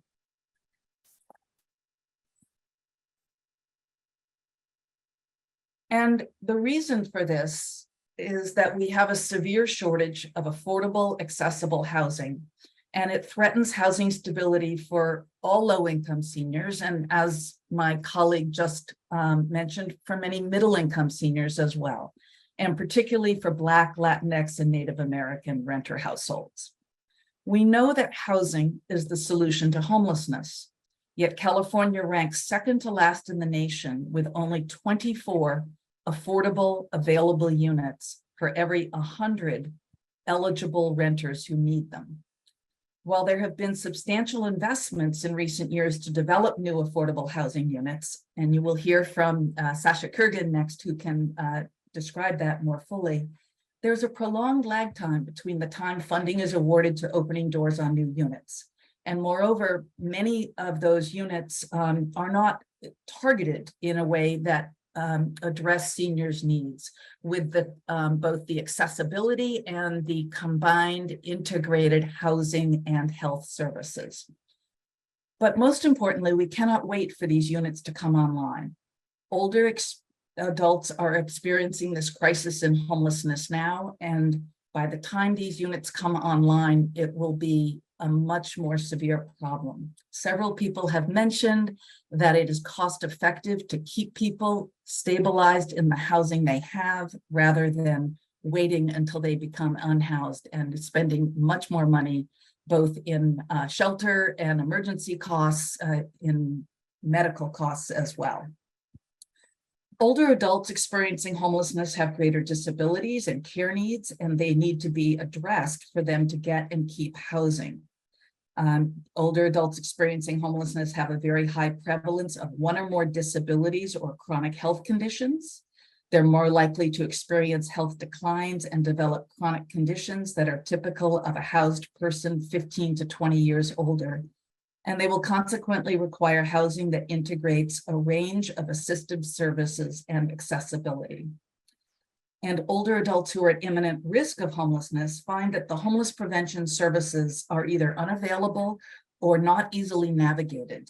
There is no statewide homeless prevention program targeted towards the needs of older adults. And in addition to rental assistance, we need eviction legal assistance, other tenancy supports, but older adults also may need personal care assistance, home modifications, dementia support, or other aging-related services. And I would note that CalAIM initiatives, some recent initiatives in the CalAIM program have the potential to improve the integration of housing supports and care to better address these needs, and I can mention some of the specifics if you are interested. So back to those recommendations. We need to implement a targeted rental assistance program to prevent homelessness and among older adults and people with disabilities. Turning to the MPA strategic initiatives for 2023 to 2024, initiative number 2 is to explore emerging local government models to inform consideration of rental subsidy programs. As we are approaching the 4th year of a 10-year plan, it is time to move from explore into develop and implement. Rental assistance has already been proven to be successful, cost-effective homeless prevention strategy at both state and local levels. With the ending of pandemic-related rental assistance, the emergency rental assistance program, and the lifting of eviction moratoria, we are already seeing a sharp uptick in evictions and homelessness among older Californians. Now is the time to implement that targeted rental assistance program. And I'm happy to elaborate on some of the other initiatives that have been implemented under the Master Plan for Aging, including the Home Safe program, which targets housing stability for older adults who are eligible for adult protective services, the Housing Disability Advocacy Project, and the Continuing Care expansion. These initiatives from the first 2 years have been undertaken to address housing and homelessness among certain subpopulations of older adults, but they do not reach the broader audience in need. And let me just, excuse me? if I might interrupt, I apologize. Yes, you may. And you can take that slide off if you like. Thank you. Oh, thank you. Wonderful. Commissioner Hernandez has some questions. No, thank you for your presentation. And actually, looking at that slide, it's a great slide. It reminded me of a question, and I think you probably have some of the answers in terms of data or information about older adults going back to work in order to be able to meet those increased cost of living. Is there any additional information that we're getting on that? There is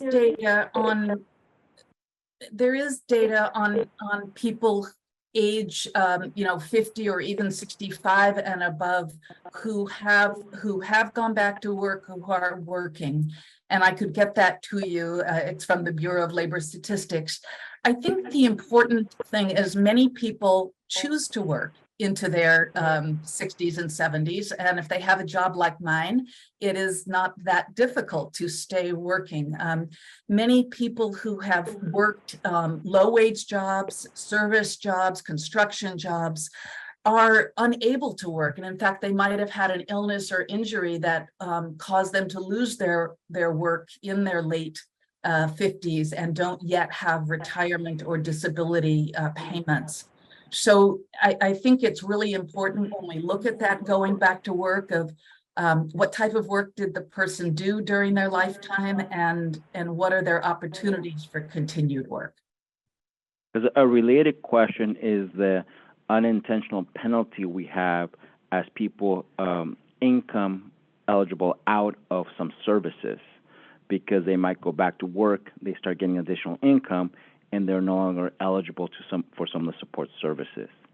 And so that's a question that I'll probably be looking at in terms of is how flexible are some of those income eligible requirements. I know in the past the legislature has allowed if they own an automobile to not count against some of those services, seeing if that kind of idea has expanded in terms of other amenities. It's a really good point, Commissioner, that we have asset limits and income limits in some of our programs that have not kept pace with the cost of living. If you were to use the Elder Economic Security Index developed by the UCLA, that you would find that people need much more to live on than what these benefit programs provide. And I would expect that you would see that in the SSI program. We have made some progress in our California Medicaid or Medi-Cal program, where we have eliminated the asset limit, so that if you had a small amount in the bank, you didn't need to impoverish yourself in order to get services. And we are looking to address the income limits as well, because you're right that you could have a very low income and it would create a disincentive to work, because it would put you over the income limit and you would need you would lose your needed health care services. So it's a good point. Thank you. Thank you. I understand you had another slide. I don't want to deprive you of, if you have another slide you want to present. I do not. I was just going to conclude giving you a little more information about the measurable timetable. The Master Plan for Aging has been very bold and provided us with a very ambitious landscape of what we want. We want people to be able to age in place, that all Californians shall have housing and be able to live in the communities that they contributed to and lived in. And what we need are some measurable benchmarks to say, we have a crisis in older adult homelessness. We are housing people, but more people are becoming newly homeless than we can house each year. We want to set a measurable benchmark of 25% reduction in that older adult homeless number by 2025. And that aligns with the goal that has been set by the U.S. Interagency Council on Homelessness. So it would put our state and federal homelessness reduction goals in line. And then the final one is ensuring that equity is elevated and integrated into all aspects of implementation of the MPA housing goals. And I know this is a very fundamental goal and strategy that is being embraced by all of the agencies that are involved, but we need to have a more robust and transparent data collection component that measures whether we are achieving equitable access to homeless prevention and rehousing assistance. This is particularly important given the historic and current racial and ethnic disparities that affect housing choices and risk of homelessness for older Californians. And that implementation of each housing initiative should ensure that the voices and lived experiences of impacted communities are at the policy development and implementation table. And with that, I'll correct myself and to say I do have one more slide, and if it could be put up, that would be great. Because I think I want to end with Marilyn Fort. Well, you might want to take a question from Commissioner Byer if you want to save your quote. Well, I'm happy to do this and then take, is it okay, Commissioner Byer, if we, okay, we'll flip this. What is your? No, the quote is beautiful and you should end on it. But my question is, Reflecting on the work, the excellent work done at UCSF on homelessness, one of the singular features of that report was myth busting. That is, telling people, hey, you've always thought people who are homeless moved to California because the weather was good. Gee, people who are homeless, they should be able to take care of themselves. It's a question of willpower. There are many myths in the report that are raised, and then the facts contradict the myth. And I'm wondering, from your perspective, looking at that report or the work you've done generally, if there were 3 things people need to know about the precarious nature of housing and the elderly, that if they only understood them, they might have some more sympathy with action and spending government resources to address them, what would they be? What are the 3 things that are surprising to know? I think the first most surprising is that almost half have never experienced homelessness before, and that this is a crisis in the mismatch between people's incomes, despite having a lifetime of hard, low-wage work, people who never expected to lose their housing, never expected to be living on the street, that almost half of them had their first experience of homelessness after that long period of thinking it would never happen to them. Because I think that makes all of us say, oh, it could happen to my neighbor, it could happen to my friend, it could happen to my family member, it could happen to my mother. Right.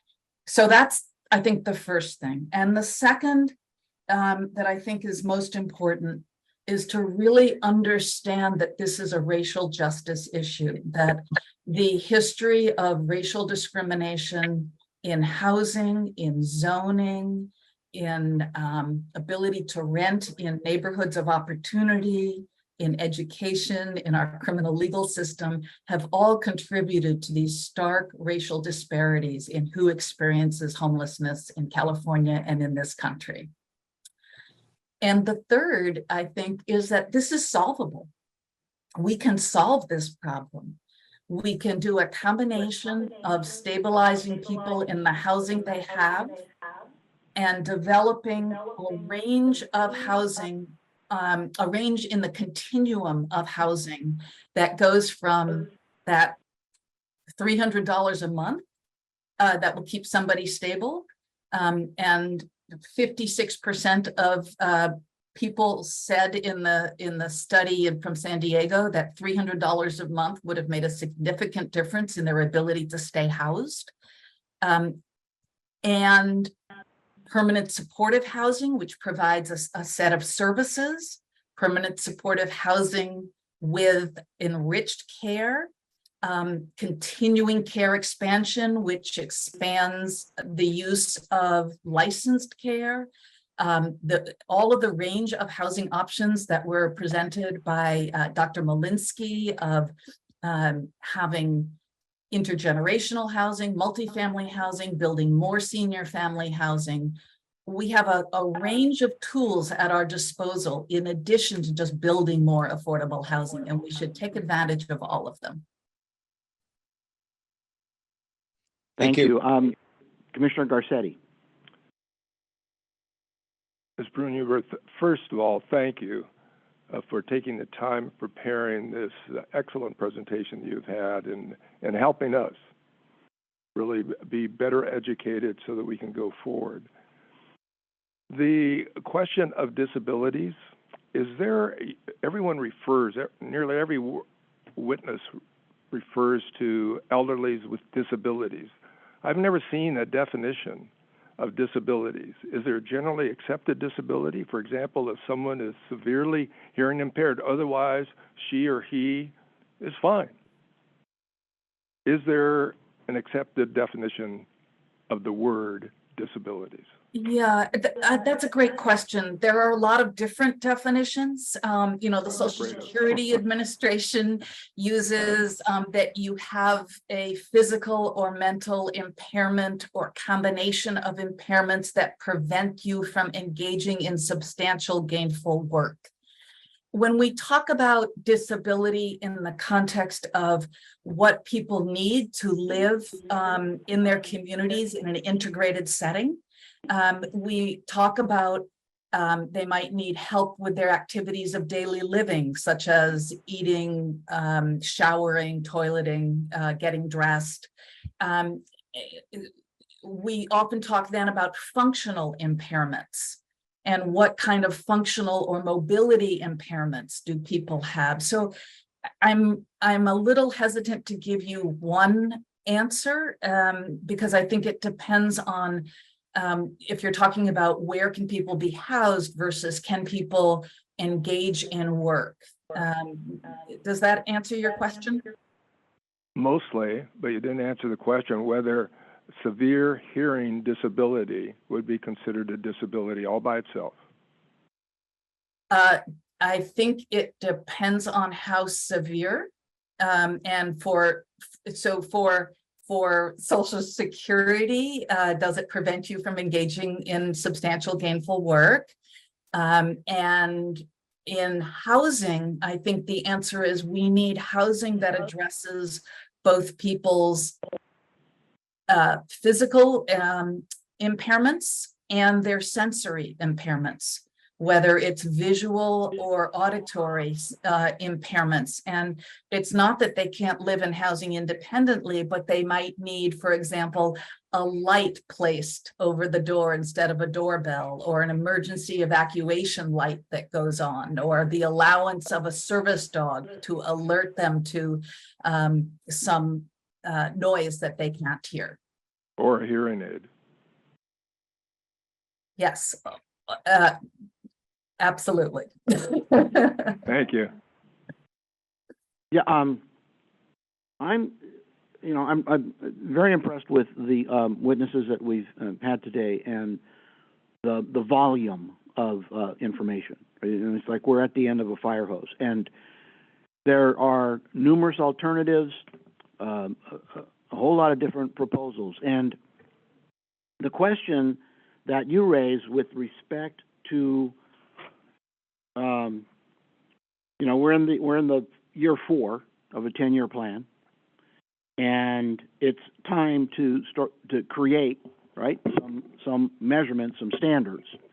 And what I'm wondering from you, and let's give credit where credit is due, we've got the director of the California Department of Aging is in the room, subjecting herself to a day-long hearing when she could very well have done most of this probably in her office. But I think that speaks to your level of dedication and commitment, and you should be recognized for that. How do you find the department accepting or entertaining the sorts of solutions that you've identified in your work? Is there a process for that? Yeah, yes. I think that the Department of Aging has been a leader in showing how to bring stakeholders to the table to discuss what is needed and some policy recommendations. And they each have deep expertise. They didn't come to their positions without having worked in whether it's the SCAN Foundation or the Alzheimer's Foundation or other areas of aging policy. And so, they lean on us and we lean on them. I think that what we need, and this has been just echoed throughout these hearings, is a commitment that is matched by significant budgetary investments. And one of the things about homeless prevention that I think you've heard is that it's very cost effective. You actually save money, but we have a wrong pocket problem where the money that is saved in not spending money in emergency shelter, or not spending money trying to rehouse individuals, or not spending money on emergency room visits and nursing facilities and incarceration that result from older adults being unhoused. It's hard to channel those savings into the homeless prevention that we need to fix the problem at the front end. Yeah, and you have touched upon the part of this that I have been wondering about, because on the one hand, I think that most people would understand that you want to address this problem, and today we're talking about issues of housing for the elderly, because it's the right thing to do, okay?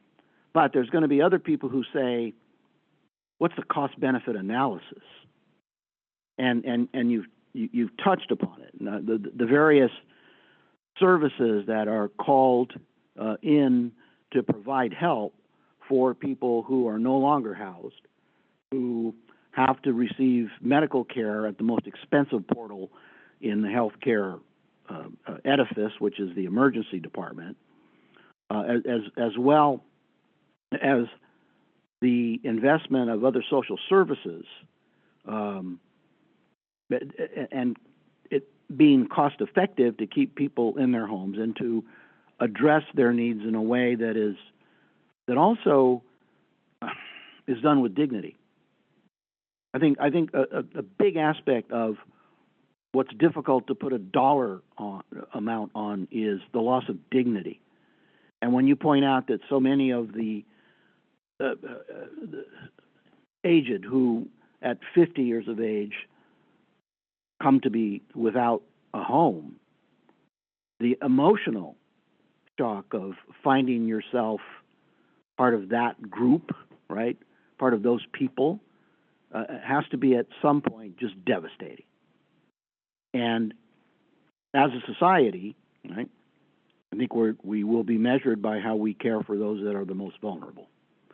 And since Susan DeMarois is going to be talking about the financial investments in the California Master Plan for Age and Implementation, I think she's probably anticipated some of our questions today.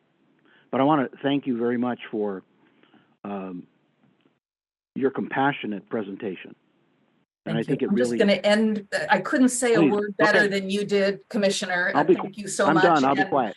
And I'm going to end with a slide that I meant to show earlier.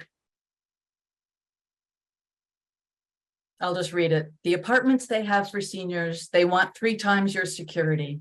Well, nobody has that laying around. And I lived in a motel for a while thinking I can find me an apartment and move in. Nope. So I ended up here in a shelter until I could find me a place that I can afford. My kidneys are failing. I have a stent in my arm. I need dialysis. I need a place where I can rest. Marilyn Fort. Thank you, commissioners. Thank you. And on that, I think we break. Yes, Mr. Chairman, thank you very much. So we will take a brief break now for lunch. As commissioners know, we did not notice a business meeting for this meeting. We did not think that we needed to have a business meeting. There is a lunch available for the commissioners in the back room there, the commissioners' room. So we will take a short break for commissioners to eat something. We will reconvene at 12:30. We have 3 more witnesses this afternoon. And I would just remind commissioners we are going to be out of session. We're going to adjourn the meeting, mute everything, and be out of session, so there should be no discussion of commission business over lunch. So a brief chance to get some lunch, and we'll reconvene at 12:30. Thank you. Just doing a mic test here to make sure we're back on, and we are. So, Mr. Chairman, whenever you want to begin. Hello, thank you everybody for your patience. It's about 12:41, so we took a little extra time coming back from lunch, and apologize that it inconvenienced anyone. We are now at the 12:30 hour, and we have a witness. So Tamara, if you'd be so kind. Thank you, Mr. Chairman. I'd like to welcome Sasha Kergan. She was appointed Deputy Secretary of Housing and Consumer Relations at the Business, Consumer Services, and Housing Agency by Governor Newsom in October 2021. Previously, she held several roles at the California Department of Housing and Community Development's Division of Housing Policy Development. Thank you so much for joining us. Good afternoon, Chair Nava, Vice Chair Canella, and members of the Commission. I want to thank you for inviting me to speak today. I am Sasha Kergan, Deputy Secretary for Housing at the Business, Consumer Services, and Housing Agency. I may call that BCSH from here on out. Our agency oversees 12 entities and more than 40 boards and bureaus that work toward a thriving and equitable California where people have access to safe and affordable housing, where consumers are protected and civil rights are safeguarded. At BCSH, we collaborate with local, state, tribal, and federal partners to address the housing needs for Californians, including older adults and people with disabilities, to create more places for people to call home. Today, I'm here to reflect on the early implementation of the housing and homelessness goals within the master plan and discuss how BCSH has been involved in the effort. So by first way of background, as acknowledged in Governor Newsom's executive order and the master plan for aging, California demographics are changing significantly and rapidly. Our over 60 population is projected to grow faster than any age group through 2030. And with these demographics shifting, we'll see older adults who are more ethnically diverse, more likely to be single, childless, live alone, work longer, and have lower income and less retirement savings. Recognizing this shift in population presents new and very different demands on state and local services. And Governor Newsom affirmed that bold action to address a challenge of this magnitude requires all hands on deck. Meanwhile, the housing crisis is the result of decades of underproduction that has led to the housing shortage and increased the number of people experiencing homelessness in California and nationwide. This administration has taken many bold actions in housing planning, in policies, and in programs, and we are playing catch up. It will take time to build the housing that we need for existing and future households in California. I know the Commission is interested in how we've selected initiatives, so I'll cover some of that. To ensure the Master Plan for Aging reflects state housing efforts and that aging is infused throughout the work of our departments within our agency, BCSH has been proud to take a leadership role in the Master Plan and works very closely with the Department of Aging and on a regular basis. Now, the plan's initiatives reflect work within my portfolio from the Department of Housing and Community Development, the California Housing Finance Agency, and from a colleague's portfolio in the Civil Rights Department. Our coordination effort is also through interagency councils where we are including opportunities to address senior housing needs. Now, as the Commission has heard from others, the master plan goals are deeply informed by stakeholder input, and initiatives are developed in consultation with agencies, including ours. Our agency has been very encouraged by the clarity of the master plan for aging and the focused input from stakeholders that resulted in the first goal of the plan, housing for all stages and ages. Very similarly, we see housing as the top issue of our time, and that making progress on housing means improving outcomes in many other policy areas, including climate readiness, health, and the ways in which we promote inclusion and equity. In these ways, the Master Plan for Aging is very aligned with housing goals and our current efforts. The plan is at once aspirational and pragmatic. We're focused on what is actionable, like increasing and maintaining housing options. The Master Plan for Aging's housing initiatives focus on the most salient examples of work that's within our sphere of implementation and that respond to stakeholder feedback and connect to actionable efforts where our team can make progress in support of the plan.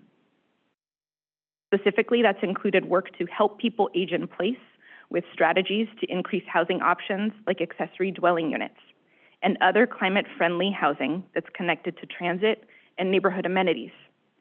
But our work also includes identifying opportunities to remove barriers to housing production at the local, state, and at the federal levels. Some of our progress to date. The Master Plan for Aging has deeply influenced our work at BCSH, from inspiring how we designed the statewide housing plan that we released last year, and to strengthening our partnership with the Department of Aging to make meaningful progress on the plan. Now, additionally, and as reported in the plan, our teams have launched and refined housing programs that align with master plan goals, such as the Accessory Dwelling Unit Grant Program. Our team has published guidance on furthering fair housing and consistently provides technical assistance to jurisdictions around the state to not only help them plan for, but also to implement strategies that address the housing needs of older adults and all community members. I want to highlight that what we report as progress on the plan is truly only part of the story, and that there is a lot of other work within BCSH that's focused on addressing the housing needs of older adults, and we will continue to work on that front. Just a few examples of that work that's not reflected in the plan but is still ongoing. Our teams support local jurisdictions as they plan for housing needs statewide. That's referred to as the housing element. That is for all 539 cities and counties within the state. We are also directly connecting with the federal government in a new partnership called All Inside. Our goal is to reduce unsheltered homelessness, and we chose as a state to take particular focus on older adults, veterans, and young adults as our priority populations. And additionally, we're furthering our partnership with the Department of Aging, including very recent conversations about how our respective data tools on their side and ours can complement and support our shared efforts. In conclusion, because I want to leave a lot of time for your questions, I also want to acknowledge that despite our progress to date, we know we have much work to do. And we will continue to look at examples and emerging trends at the local and federal levels to help leverage funding and opportunities to further our effort that support our aging population. To achieve this, we know we can't work alone, and I'd offer that that's part of the Master Plan for Aging, that we bring many state teams together to work towards common goals. So as we look to the future, we'll continue to refine our efforts to advance the Master Plan initiatives, respond to public input and current opportunities.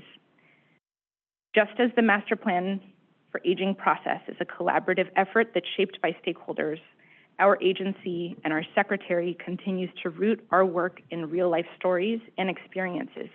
We take a people-centered approach to policy and programs and look forward to exploring, advancing, and sharing best practices that meet shared goals. As the population of older adults continues to grow and diversify, our agency will continue to pursue the implementation of these efforts and investments toward a future where Californians, all Californians, have a place to call home. I want to thank you again for the invitation to be here today and for your attention to this important work. Thank you. Commissioner Garcetti.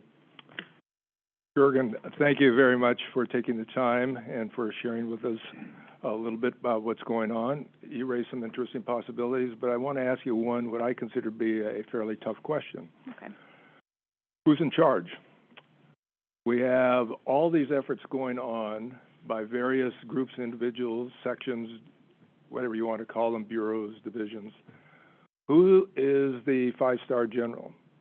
Who, if you had an organization chart, I can see all the blocks of the organizations or whatever who's doing this, but I'm focusing right now on, as you go up that chart, who is in charge?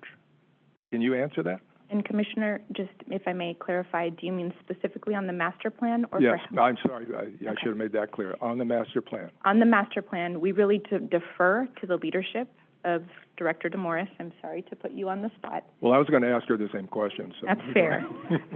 But I think that one of the hallmark of her leadership and of her predecessor who helped launch the plan is inclusion and really reconciling difficult policy decisions and synthesizing many voices that we hear in the public process to align as many of our efforts as possible. And I think there's a lot of examples of that.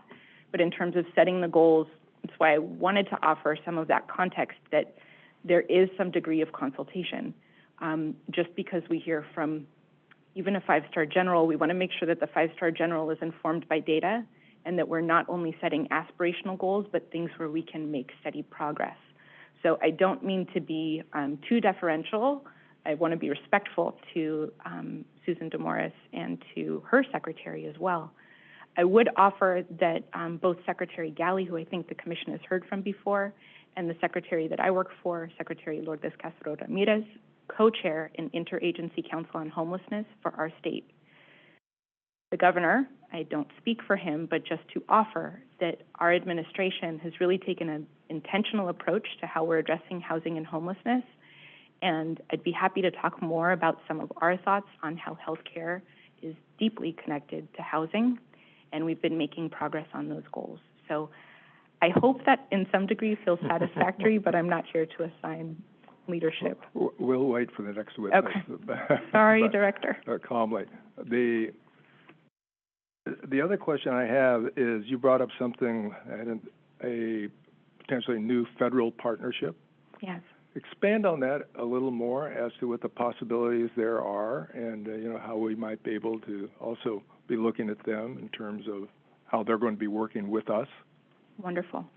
So just like we have a statewide interagency council on homelessness, that work is actually mirrored from the U.S. Interagency Council on Homelessness.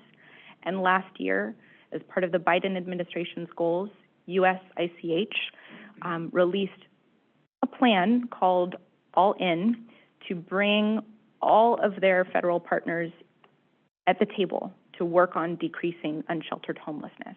That got our attention at the start.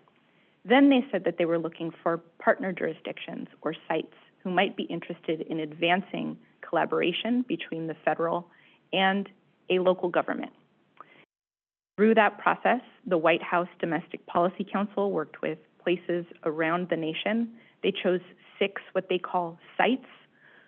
I am proud to say that the state of California is the only state who stepped in to this partnership. The rest of the participants are cities, including the city of Los Angeles, the city of Phoenix, I think Chicago, and others. What we get out of this partnership is not only the type of consultations that have already informed a memorandum of understanding between our state and the federal government, but also a federal employee who will be embedded in working with each site. So our particular federal employee is from the Department of Veterans Affairs, and we're working closely to identify what we can bring from a state perspective and what they can offer to remove mainly administrative barriers, because there's no additional funding that's guaranteed through this partnership. The work is just beginning. We're developing our work plan now, and as part of that process, it's not just our agency, but also the Health and Human Services Agency, the Department of Veterans Affairs, CalVet, and probably some others, maybe even Caltrans and CalSTA, who we will bring in over time, because literally we all have a role to play here to develop more inclusive communities and also to help people exit homelessness. But I would offer that our work on the master plan for aging is what centered in our minds this as an opportunity to focus on older adults and unsheltered homelessness that is rising, just as you've heard from other witnesses, particularly in this population. So I've already heard from the director that she was pleased to see our focus there. And one other piece is that while I described the populations that we're working on as distinct, older adults, veterans, and young adults, we may be serving the same households all at the same time. There may be an older adult who is also a veteran who is caring for a young adult. And so we're taking this people-based approach to the partnership, and we're excited to see what our federal partners can do. Last breath here is that aside from the All-In initiative, the White House has also been releasing a lot of other work, like the White House Housing Supply Action Plan, and we've been tracking that very closely to see what administrative, programmatic, and policy actions they're taking so that we can respond as quickly as possible with any state programs or changes in our policies to meet the federal government there. It covers financing, it covers programs, and a range of other strategies. This is exciting. Thank you for sharing it. Thank you. Thank you. Any other? Yeah, my question has to do with how do you know when you're successful? So did you establish a baseline?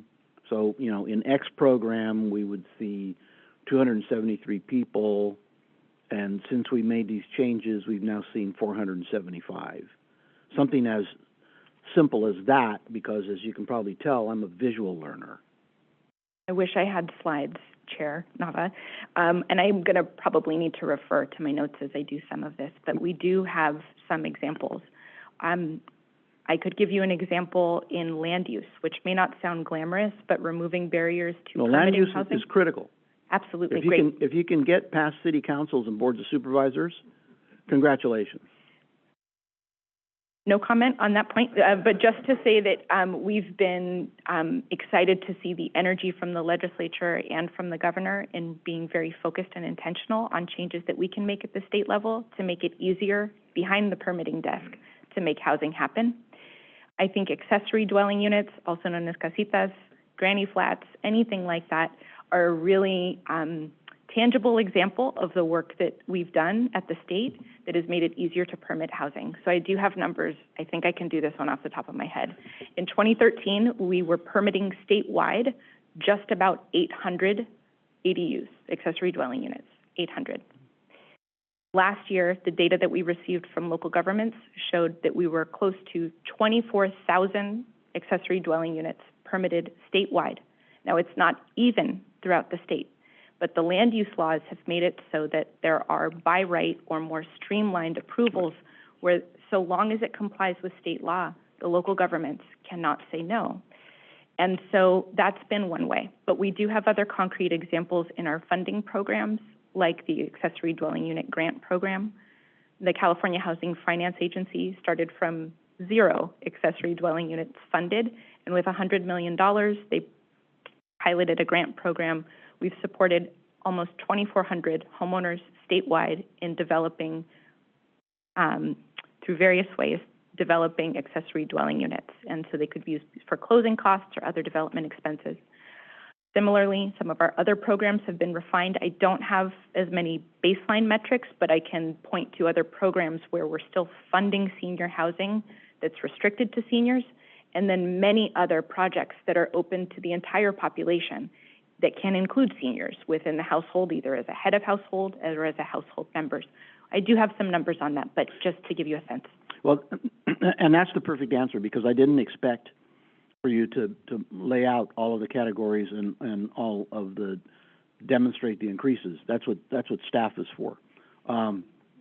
So just the fact that you have it is, I think, critically important, because for most of us, and I said this once years ago, where one of my least favored phrases was, "We're working on it," because it can lead you absolutely nowhere. But when you say, "We're working on it," and by the way, right, here's where we started and here's where we are today, that is a demonstration of accountability. And I've always maintained, when I was a legislator, if I wanted my bill to die, I included accountability.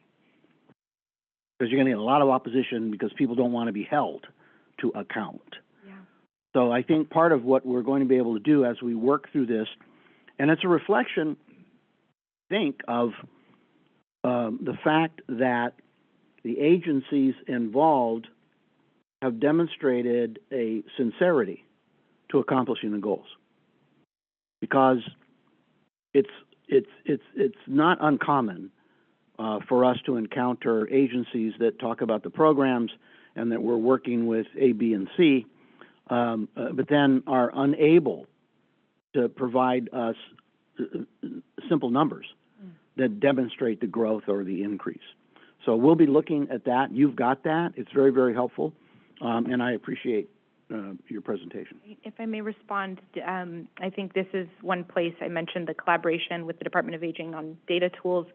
This is a place where we really can meet in the middle. We're interested in ways that our staff are not recreating the same data sets, but how can we leverage our knowledge? At the Department of Housing and Community Development that led the statewide housing plan, we have many of our data tools accessible and online. This is something that we're proud of. We're always happy to help the Commission and any other state teams understand and dissect housing data. And we're working with local governments so that the city council members and the Board of Supervisors have access to the same information. We feel very strongly about taking data-informed approaches, especially when the needs are so great. Great. Thank you very much. Further questions? So again, thank you. Thank you. Tamar, next witness.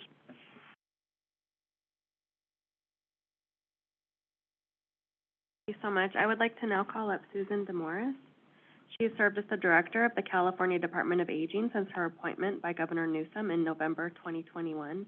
Commissioners, you might recall at the last hearing, Director DeMarois testified. There was some questions from the commission about the financial investment in the master plan so far. Director DeMarois has graciously agreed to come speak to those questions today. Thank you so much for being here. And it looks like she's also joined by her colleague, Sarah Steenhausen, who is her leadership in the department. Thank you very much, Tamar, and good afternoon, Commissioner Nava, Chair Nava, Commissioners, and a welcome to you, Commissioner Johnson, to your first meeting. Thank you so much for focusing today's hearing on older adult housing and homelessness. We are so grateful to you for putting a spotlight on this topic. And to your staff, what a stellar panel. I've learned so much from previous speakers, including my colleague, Deputy Secretary Kergan, in addition to getting some good film ideas. Again, I saw the Barbie movie after the last hearing. Good, wasn't it? Yeah, very good. So today I wanted to focus on 3 topics if time allows. I want to focus primarily on the investments that have been made to date, touch then on data, and then close with the future of the MPA as you round out your hearings on this topic.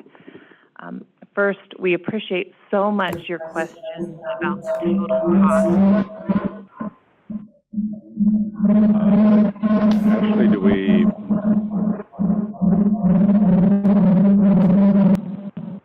My apologies.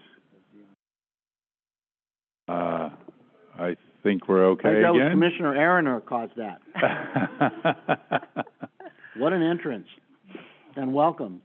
Just so that you know, Commissioner Aroner started on her way to this meeting very early in the morning, and was stuck on the causeway behind a tanker truck that fell over and blocked traffic. So she has been in her car listening to the meeting the entire time.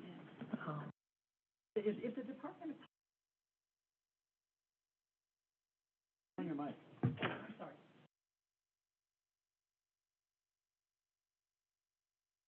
If the Department of Public Health is listening for any reason, because they're part of the Master Plan for Aging, when there's an accident like this on a major California highway and cars are backed up for miles, 90 degrees out, and there's no movement. I got there at 10. I got to the accident at 10 minutes to 10, and I just got here.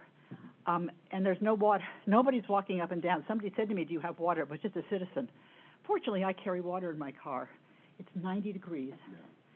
And there has to be a way for public health and Caltrans, somebody, to say, when you get this massive kind of an accident, we better get out there and be sure everybody's okay. Because what happens if somebody has a heart attack in their car and you can't move? Right? There's no place to go. There's no place to turn around. That's my comment for the day. Other than that, I'm so glad to be here, everybody.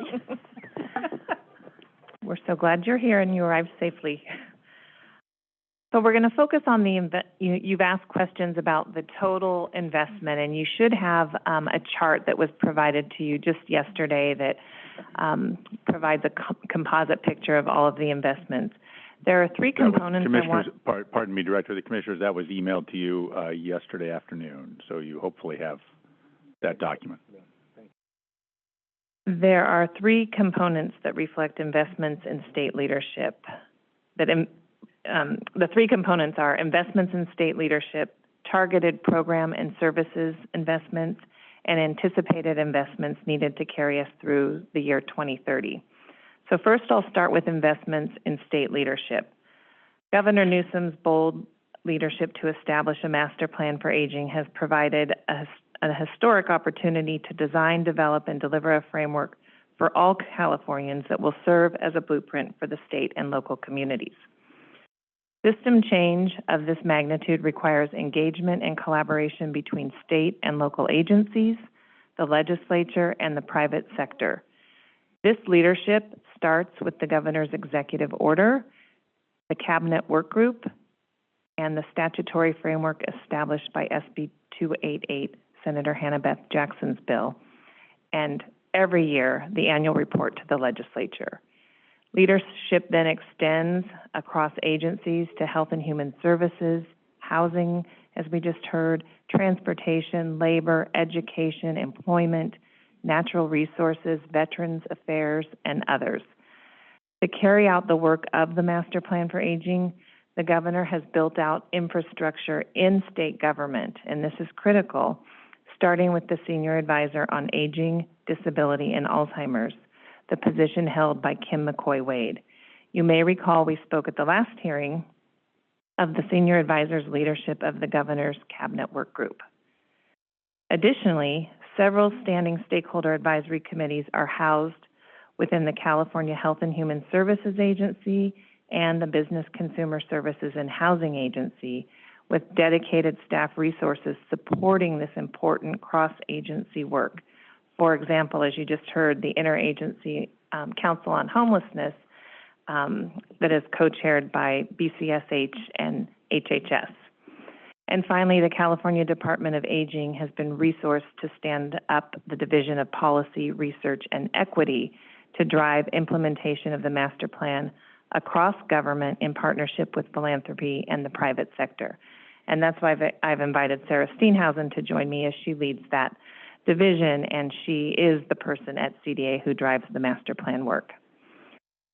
Second, I wanted to touch on targeted investments, and this was really the question that you raised. Meaningful change can be brought about by budget investments and policy developments that are inclusive of and responsive to older adults, people with disabilities, and family caregivers. While there is still much work to be done, we are very proud that together, as a state, we have already invested close to $9.5 billion across the 5 bold goals. And this number doesn't even reflect the most recent investments in the state's budget that just took effect July 1st, or broader investments that impact all Californians, like transit and climate readiness, that benefit people across the lifespan. The work is iterative and still unfolding in this, just our 3rd year, and we will continue to move forward with the needs of this population front and center as we work towards realizing the goals of the MPA in the 10-year blueprint. For your reference, you've been provided a detailed spreadsheet that outlines these targeted investments across each goal area, all in support of older adults, people with disabilities, and family caregivers. You'll see they range from a low of $80,000 to a high of $2.5 billion to expand full-scope Medi-Cal coverage for all undocumented Californians over the age of 50. Many of these investments build off of existing core programs and caseloads. They are either new initiatives or additive to better meet emerging needs and growing populations.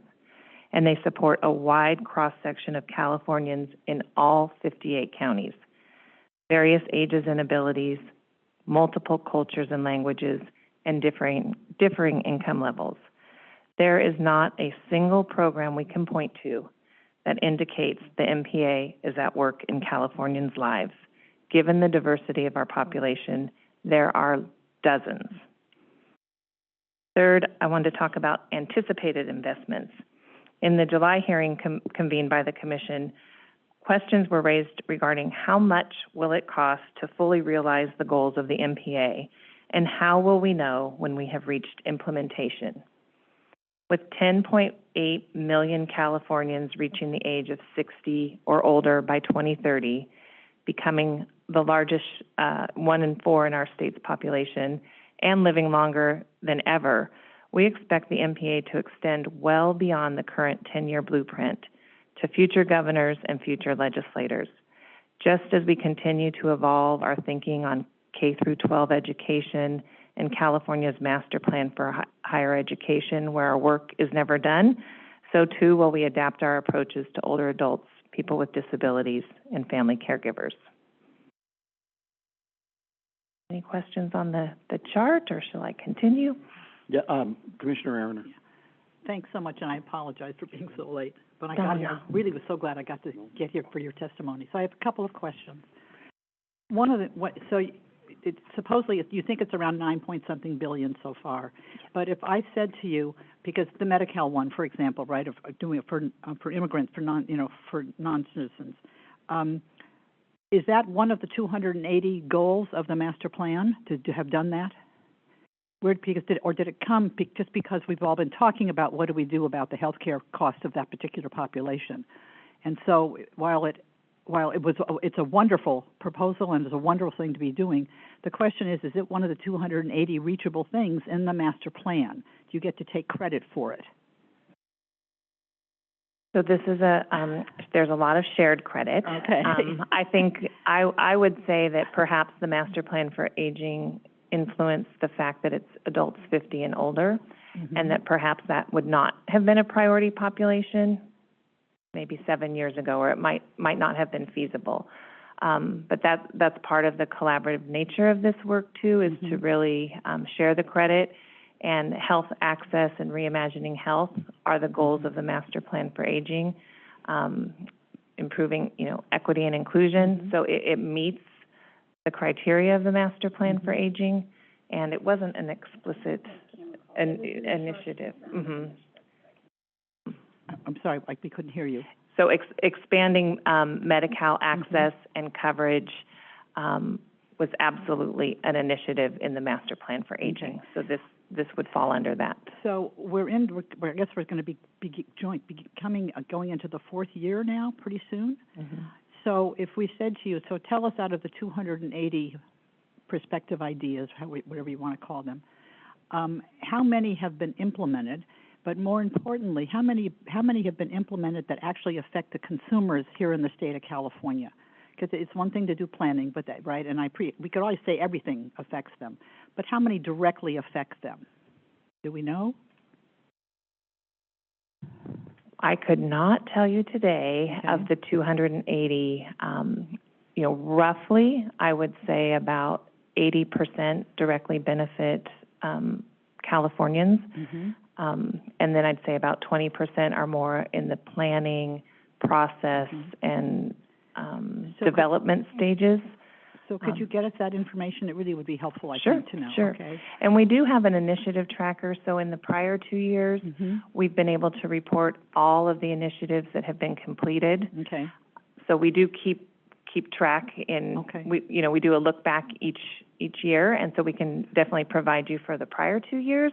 Right now we're in the midst of another 95 initiatives that are in progress, and And could you let us know what those are? Yes, that would be great. absolutely, Okay. absolutely. And then I heard somebody testify. I'm sorry. No. Oh, okay. I heard somebody testify regarding the changes that are happening not only here in California but around the world, right? And obviously the first one is climate change and the impact it's having on all of us, right? I just sat for 3 hours on 90-degree weather, which is typical for this time of the year.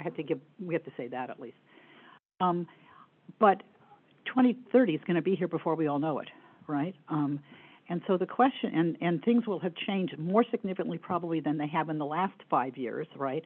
Even by that time, right? And so it's one thing, kind of planning like this is done looking kind of backward. I don't mean to be critical, but you look backwards at what you've got going and look at it and say, geez, these are really effective. How can we make them statewide and all of those kinds of things, right? But looking at 2031, okay, when things will once again it'll be another world, right? Who knows what we will look like at that point. How are you having that? Are you beginning that future discussion already? There are futurists in this world. One of my neighbors was a futurist, right? And a very well-known one of all things. John Vasconcellos came down to meet with him one day, right? That's how, because Vasco was into that kind of stuff, right? Anyway, but I'm just wondering if we are having those kinds of conversations in academia or wherever we find people who actually are paid as futurists to start looking at what does 2031 look like for us? Because it would seem to me we need to start looking at it now and not wait till 2031 to start having the discussion on the next, master plan. You raised an excellent point, and we're absolutely doing that work. And I learned a lot at your last hearing from the Stanford Center on Longevity that's doing some of that work, making some projections. We have demographic data that goes out through 2060 that we're looking at, how the population is shifting in our state, where people are living, and moving, older adults are living and moving to. And I think our frame for all of our work is person-centered, data-driven, and equity-focused.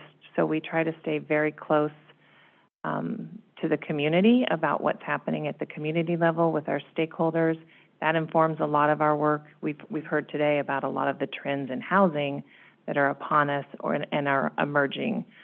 And then looking at the data as we, increasingly rely on data, utilization data, targeted zip code data to really see where the needs are greatest. We're embarking now on a home and community-based services gap analysis. So we're looking at all of the Medicaid programs and non-Medicaid programs in all 58 counties, mapping them to see where there are gaps, and then making projections that this will be a multi-year endeavor, and then bringing that information forward to point out the areas of greatest need and unmet need, and then using that data and that stakeholder input to inform future decisions. So someone told me you got like a $5 million budget allocation last year, I guess. I think it's focused on data and stuff like that. Can you tell us a little bit about that and what's the status of it? Yes, so there was, and it's reflected in the chart, we did receive $5 million to further explore long-term services and support financing. We heard earlier about the missing middle or the forgotten middle, people who are above eligibility for Medicaid. So the state has had a great track record here. We've engaged, the Department of Healthcare Services engaged with Milken, a very well-respected national actuarial firm, to do some preliminary analysis. And now and the State Insurance Commissioner has also convened a task force around long-term care insurance. This will be the next phase of the work, to do some really targeted research and data analysis to examine the population by income and the unmet needs and what people are paying out of pocket. That work is starting as soon as this fall. And there's a lot of, to my point earlier about stakeholder engagement, this is a very high priority for the stakeholder community to explore. It started being modeled after the universal LTSS benefit in the state of Washington. I was just going to say, are you looking at other states? Yes. Yeah. Yes. I heard about the Washington one. And then are you also looking at what other countries are doing? We are looking at what other countries are doing, and other countries are looking at what we're doing too. It's really interesting that we've been getting inquiries from other countries, but we are looking at what's applicable in terms of how long-term care is financed in different countries, because it's not always an apple-to-apple comparison. But we are definitely looking at other countries. Thanks so much. Yeah, before you begin, let me, Commissioner Beyer has a question. Thank you very much. And I want to thank the witness for the amazing work that has been done on the master plan. Some might accuse me of being cynical, but I'm really impressed by the quality of the work and the attention to detail. It's really, frankly, amazing. I have a question about housing and housing insecurity based on the governor's proposal and the legislative response with respect to mental health and mental health housing. So in the case of older Californians, constituting roughly 50% of the homeless population, maybe you could help us understand how this ballot proposition will help implement your existing goals of dealing with the fragile nature of housing insecurity, and unsheltered elderly. It's, as proposed, I think, $4.6 billion. Some have suggested that go up to $6 billion, and it would address part of what we heard a lot about today. So I'm just wondering if you could comment on the governor's proposal and its match up with the aging plan. Thank you for that question. And I am not an expert, and I know the modernization of the Mental Health Services Act is currently working its way through the legislature, and there have been hearings this week. And our lead department on this work is the Department of Healthcare Services under the leadership of Secretary Galley, and I know you spoke to him a bit about this topic at your last hearing. What I can say is, and we heard a bit too about myth busting earlier from earlier presentations, but I can assure you that older adults have mental health and behavioral health needs, perhaps greater than ever. Older adults have substance use disorder needs, and older adults have housing needs. So I see tremendous opportunity, and there's a lot of excitement about the once-in-a-generation opportunity with the Mental Health Services Act, but I would not pretend to be an expert on that topic. I would add, and I did say that this budget tracker does not reflect current year budget investments, but the governor and the legislature did invest, as of July 1, $50 million in older adult behavioral health. And I think that's a really important signal that this administration cares deeply about the behavioral health needs of older adults. If I could just follow up on the question that I want to get at is the allocation of responsibility between the state and the counties and private entities. One of the challenges in the reform of the Mental Health Services Act is that delivery of mental health is either by Medi-Cal providers, that is managed care companies, or counties.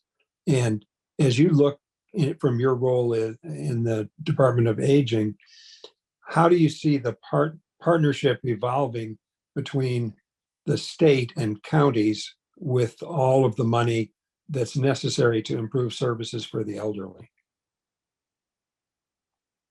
Thanks for clarifying that piece of the question. In our state, the primary agency that supports older adults would be our 33 area agencies on aging, and they cover all 58 counties. A majority of them are housed in a county system. They're part of a county structure. In fact, all of our most populous counties in Southern California, the AAA is also part of the county.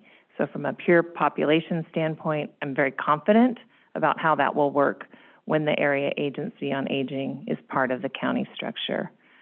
Where the AAA is part of either a joint powers agreement or a nonprofit agency, they have contracts and memorandums, MOUs, memorandums of understanding with their county governments, and have a tradition and history of working with their county governments on behavioral health needs. If I could just continue with another question along the same lines. We had a former commissioner, Commissioner Varner, who would always ask about realignment funding and whether there are certain counties who have been underfunded in the past. Do you see vast differences in the per capita spending on services for the elderly between counties who are similarly situated? I can't speak to behavioral health spending at the county level. That is not an area where I have expertise. I can tell you that for the area agencies on aging, we have an interstate funding formula that accounts for population and geography, so it is adjusted for the location, so it's allocated based on population size, diversity, and there is a rural geographic differential, so we account for that. Thank you. Thank you. Thank you. Commissioner Garcetti? I think you know what question's coming. Would you humbly accept being identified as the so-called five-star general, the person who's in charge? If I were the governor, the first person I'm going to call to find out what's going on with the master plan would be you? No, I would, and thank you. I was able to anticipate that question. The governor is, this is an executive order of the governor, right. And I recognize that, people aren't going to call the governor directly when they have a question. So, we're so proud in our state that we have the only state that has a senior advisor on aging, disability, and Alzheimer's housed in the governor's office. That's Kim McCoy-Wade. So in this role, Kim liaisons with the entire cabinet work group, so she works with all of the cabinet secretaries.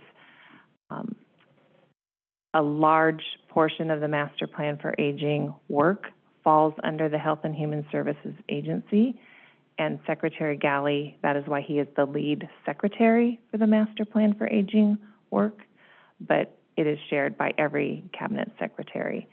So if there were someone to call as close to the governor as possible, I would say it's the governor's senior advisor on aging, disability, and Alzheimer's. And then for the day-to-day work, absolutely the director of the Department of Aging and our team. We're very fortunate to be resourced with a team that works full-time on the master plan for aging. Great. Made it a little clearer. Thank you. Thank you. Looking at other commissioners, and I do want to mention that we have a witness who is available only at 1:30. So if anybody has something they'd like to contribute in the next 45 seconds, we'd be happy to hear it. Can I follow up on the area-wide agencies on aging? Because while I appreciate them and understand them and have, obviously related to them over the years, when we talk about what the size of their budgets, the mental health money is not going to go to the agency area on aging, right? The County Department of Behavior Services might consult with them, but I don't imagine that that's where the money's going to go according to the governor's plan. And so the question is really what is, if, most of the time the funding, the person who has the cash, right, controls what the conversation is. At least that's been my experience, okay? So, while, they might all have either a JPA or they have MOUs or whatever, the question is what's the reality that those agencies are, what kind of significant impact do you think that they can really have when they're not in control of the money, okay? And then secondly, the bottom line issue with the governor's proposals, at least from listening to the little bit of the discussion I've heard, is the housing piece, right? Is that with the care courts, it's a process and all of that, right? And many families are very pleased to be able to at least get the attention for their family member, all right? But the question will be that the judge asks, at least the way I understand it, is at the end of it, so now where is this person going to be housed? And so then it goes down, and so the counties are all looking and saying, I don't know, right? That's one of their one of their concerns in this whole thing. And so what's the role then that the area-wide agency on aging can play in that conversation, right? Particularly since there's a lot of money out there on housing, right? And some of it's going to be controlled, I presume, by the counties. It's not quite clear yet. So tell us what you know about that. So with my limited understanding, about half of the AAAs are in the county structure, so they would be a participant in that, and many of them share staff with the behavioral health division. Others, there is a history of subcontracting with the county. That's been, and also many of our AAAs have partnered with the Mental Health Services Oversight and Accountability Commission over time. In fact, just last year, the commission did award funding $20 million for older adult behavioral health. So there are partnerships, financial partnerships and contract arrangements between AAAs and counties. And then, of course, many AAAs are county entities themselves. Can we get some more? Can you provide us with some more background on that? Because that's an interesting component. And we're looking at the housing issue, right? And what are they doing with those mental health dollars? What do those relationships look like? Oh, sure, we'd be happy to. And are there some models out there regarding, how you wrap services around a housing for seniors, around a housing unit or something like that? How does that work? Yes, happy to follow up. Great, thank you. And then just my last thought, I didn't get to the data piece, and that is actually what happens all the time is our focus tends to be on direct services and programs, and often data doesn't get the attention that it needs and deserves, and that's a real focus of ours going forward.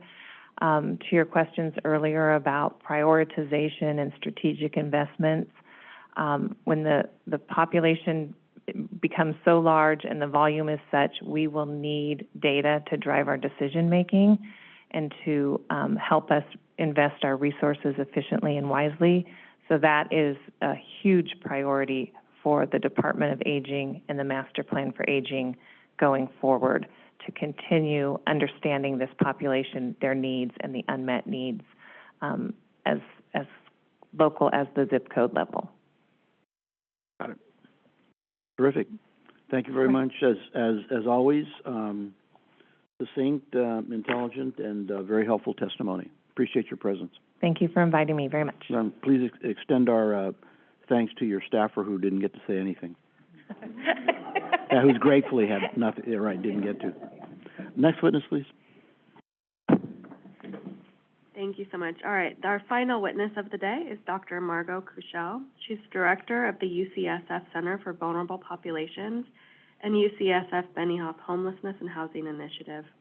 Her research focuses on reducing the burden of homelessness on health through examining efforts to prevent and end homelessness and mitigating the effects of housing instability on healthcare outcomes. She maintains an active clinical practice in primary care, internal medicine at the Zuckerberg San Francisco General Hospital and Trauma Center. And I'd like to note for commissioners that Dr. Kushel was just seeing patients and has graciously adjusted her inpatient schedule to join us today. So extra thanks to Dr. Kushel and to her patients for making the adjustment so she can join us. Hi, thank you so much for inviting me. Can you hear me okay? Great. We can. And I'm sorry I'm not there with you. As was mentioned, I just came running from clinic, and so I'm speaking to you from San Francisco. Good afternoon. My name is Margot Kushel, and as has been said, I'm a professor of medicine and the division chief at the Division of Vulnerable Populations at UCSF, practicing general internist here, where I direct UCSF's Benioff Homelessness and Housing Initiative, which is a research and policy center focused on preventing and ending homelessness in California. I'm also the principal investigator of the newly released California statewide study of people experiencing homelessness. I have several large studies funded by the National Institute on Aging, specifically to study homelessness in older adults. And I come today to discuss the state's increasing older adult homeless population, their needs, and the evidence-based solutions to support them.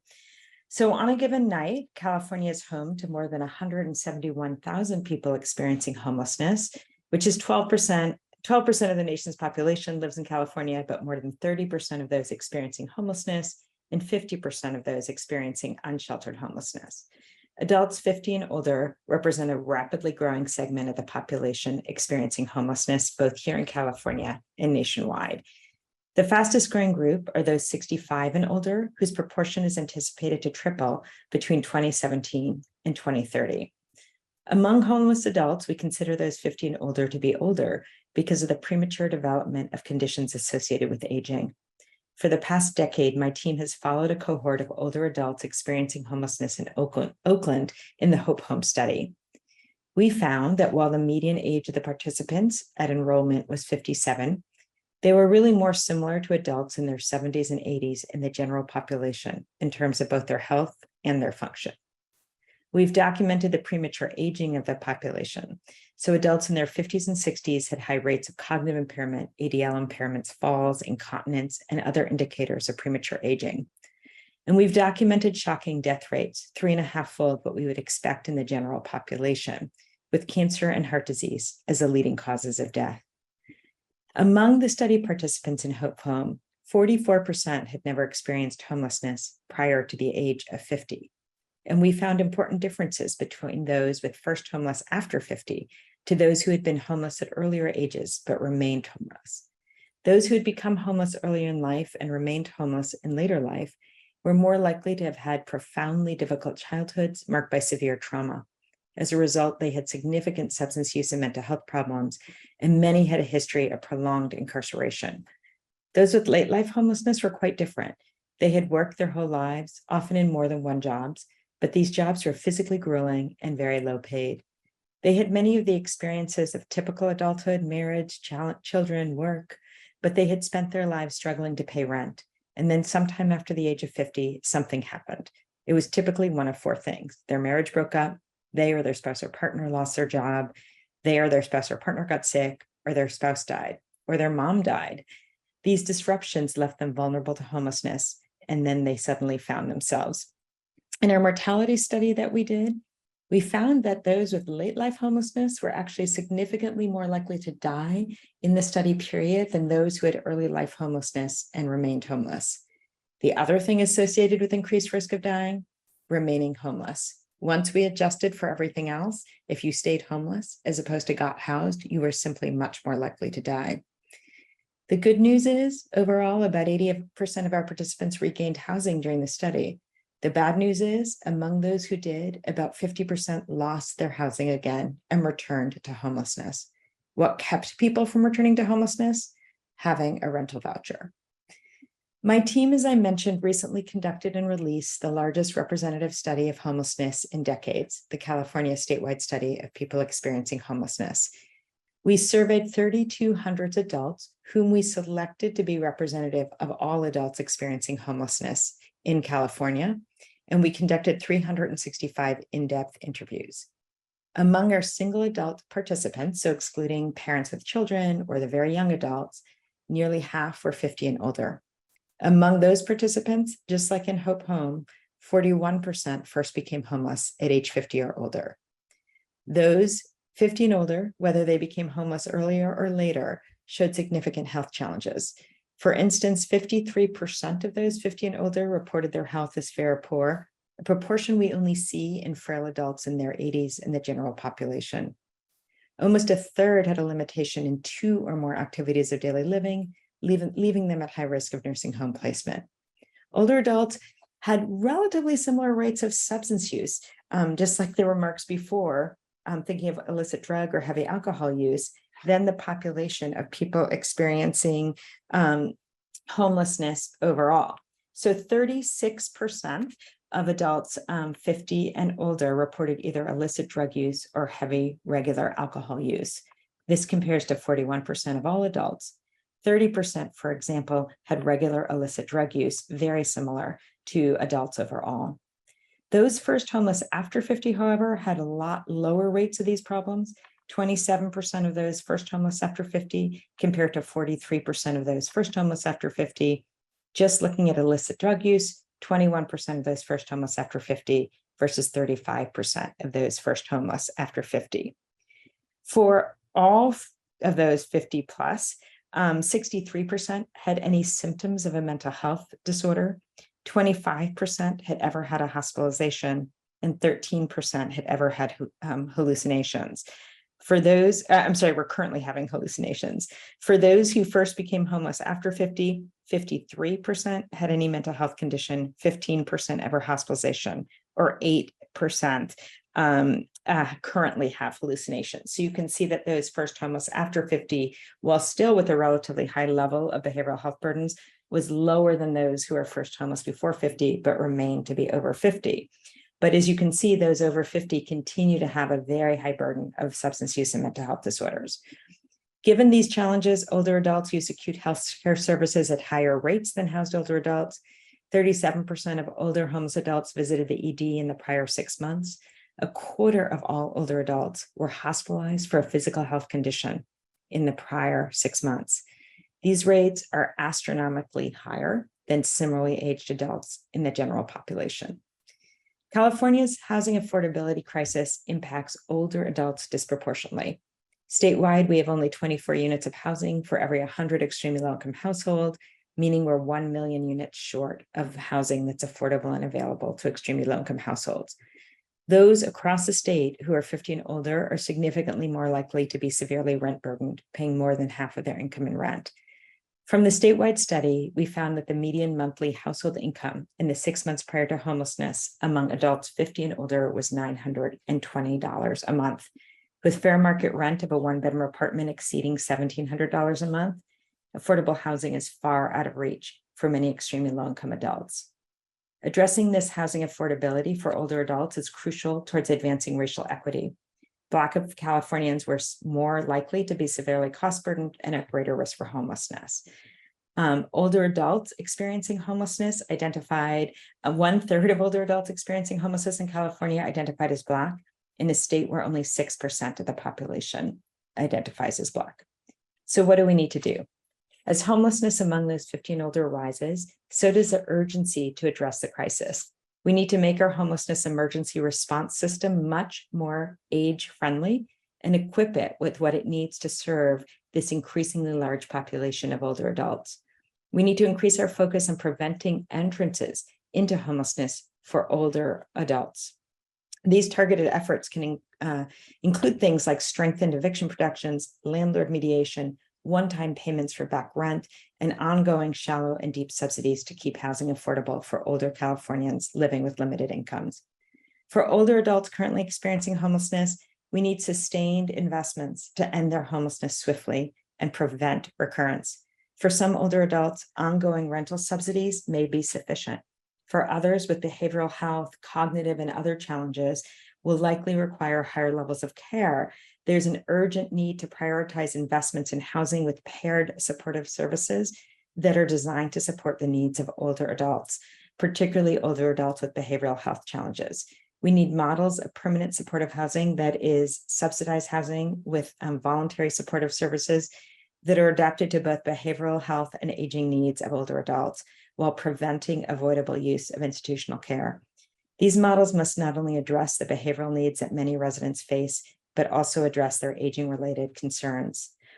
The traditional models we have of in-home supportive services are not well designed to meet the needs of older adults who are experiencing or exiting from homelessness. Older Californians, regardless of income or health needs, deserve to age with dignity and have the safety and security of home. Thank you, and I'm happy to take any questions. The commissioners, please, Commissioner Aroner. I want to thank you so much for the testimony and for the data set. Really, it's quite informative. And speaking about the older, 50 or older, right, the first time that they're homeless, and then you gave some data regarding their mental health status and all of that. What information do you have in regards to because housing appears to be one of the major problems as to why they at the age, right? But also people, some people you'll hear people say, so I don't know if it's the mental illness that got them homeless or something else. And so what does the data show regarding the status of their mental health for those 50 or over who we believe the reason they're on the street now is because of the economic situation they find themselves in? But do we know what their mental health status is in the beginning, or does it, because I can't imagine that it doesn't deteriorate when you're on the street. Exactly right. Right. I mean, Yeah. we think of the behavioral health as what we'd say are bidirectionally associated, meaning that there's no question that having behavioral health challenges increases one's risk of being unable to compete in a brutal housing market. We certainly found that for the older adults who were first homeless before 50, that was a bigger part of who they were. For the older adults who never were homeless before 50, their homelessness was not fundamentally sort of instigated by behavioral health crises. These were folks who really, their behavioral health problems were instigated, their homelessness was instigated because of these economic crises. Sort of, they were just hanging on. Mom died. They were living with mom while, let's say, working their low wage job. 78-year-old mom dies and they suddenly don't have their name on the lease, can't afford the rent. Likewise, their wife died or they got sick and then they became homeless. But you're absolutely right that whether people had pre-existing behavioral health problems or not, once they become homeless, everything else falls apart. We've seen incredibly high rates of victimization and violence, half of which was perpetrated by strangers once people become homeless. That's much, much higher than it was before. They're homeless in general Older adults in the general community have some protection against stranger-related victimization because they're just sort of out in the world less. These folks did not, and they lose that protection. And so what we see is once people become homeless, their sleep deteriorates, they get traumatized, and everything else sort of falls apart. And they may, in fact, increase use of substances as a means of coping, and certainly their other mental health symptoms decline. Commissioner Byer. Thank you, and thank you for the study that you published recently. When people say this is a seminal study, you definitely hit the mark. I've never seen such pickup in the news media and among opinion makers, so thank you for that. My question relates to your observation about the number of people who become homeless and then who later secure shelter.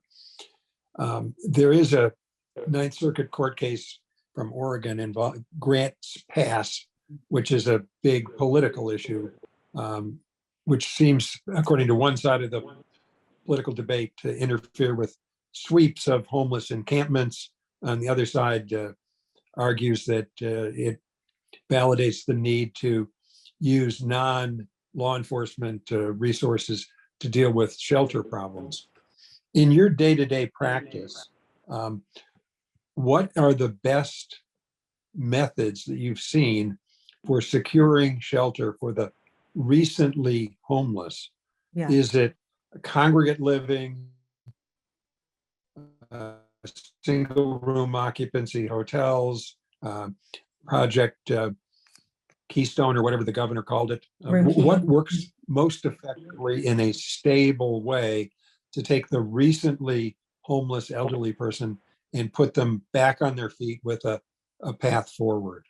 Yeah, thank you for that question. So first of all, while there are a relatively reasonable number of people who will reject congregate shelter, when people are offered particularly permanent housing, that goes down to almost nothing. There's, we found in our study, and we found it in our other studies in our practice, when people are offered the chance to exit homelessness in a meaningful way with sort of the same rights and sort of freedoms that the rest of us who are housed have, just about everyone jumps at the chance. And we've actually tested that empirically with very, very, very impaired populations, where we've been able to get almost all housed and almost all housed stably over years. I think when I think of interim housing or shelter, where people don't have the longevity, they don't have their, any rights to the space, they don't have tenancy rights or things, particularly for older adults, but really true for everyone, having that privacy. So that single space, being able to bring partners, pets, possessions in are really, really key. Certainly a lot of the elder folks that we speak to are terrified of congregate shelters. They're afraid to be in those spaces. And the other thing that we've seen is that our congregate shelters are often not well set up for older adults. We've seen more and more anecdotally reports of older adults being turned away from shelters because their needs for assistance with activities of daily living, their fall risk, their dementia and incontinence and other things are actually leading some shelters to say that they can't actually manage them. So what we believe is, you can move people right from an encampment into permanent housing. Our systems are not really designed to do that. There's all the paperwork that needs to happen and everything. And so what people are most willing to come into is any form of non-congregate shelter. But the way to make that work is to move people in for a short period of time while we're getting their paperwork together, and then move them on to something more permanent. So if I'm hearing you correctly, it sounds as though a fast track age-related system for housing would be highly effective, instead of trying to force everybody through the same aperture into congregate housing, waiting disposition of more permanent, more private quarters. Is there anything underway in the state that you've seen that's doing that to expand the opportunities for the elderly, so that they're not put in a position of either being rejected or being a poor fit for a congregate housing situation? I mean, I think that there's more and more recognition that non-congregate interim spaces are much more appealing than congregate interim spaces. So we're seeing lots of experiments going on of tiny homes, of hotels. I was just down in LA where Mayor Bass and her team are, renting or master leasing hotels and moving people into them and then really trying to get them out to something else. I think the key is that interim spaces are important, but if people move in and then are forced to go back to the street, you haven't actually accomplished anything. And so you need to get that ratio right so that people are moving through that to a permanent space, which then actually effectively creates another interim space because it frees that space up for the next person. In our studies, we could find almost nobody who said that they wouldn't take housing. There were many more who said that they would take any form of shelter. It just didn't exist. So, while we're sort of having a lot of conversations about forcing people into shelter, we don't have nearly the amount of shelter that we would need to put everyone in shelter. And if we just put everyone in shelter and don't focus on the downstream housing outcomes, then we're really going to just be building unbelievable numbers of shelters because new people are entering homelessness every day. So the key is to have a system that works where you move people into temporary housing, hopefully just for a few months, and then those exits need to be to permanent housing. Thank you. Commissioner Garcetti. Dr. Kushel, thank you very much for taking the time out of your, I know, enormously complicated, difficult, and important day. How long have you been working on this subject matter? So I've been working on homelessness since pretty much full-time since 1999, and I have been focused on aging homelessness since about 2003. Yeah. Well, that is much longer than anyone here has even perhaps thought about it to some extent. The report that you issued requires a deep dive, especially for those of us who are new to the subject matter. And I want to thank you for that because you've inspired that deep dive, and we'll all benefit by it, and hopefully you and others will. But I do a lot of public speaking. And when I remember, I try and think to myself, okay, what are the one or two takeaways that I want to leave with my audience? Yeah.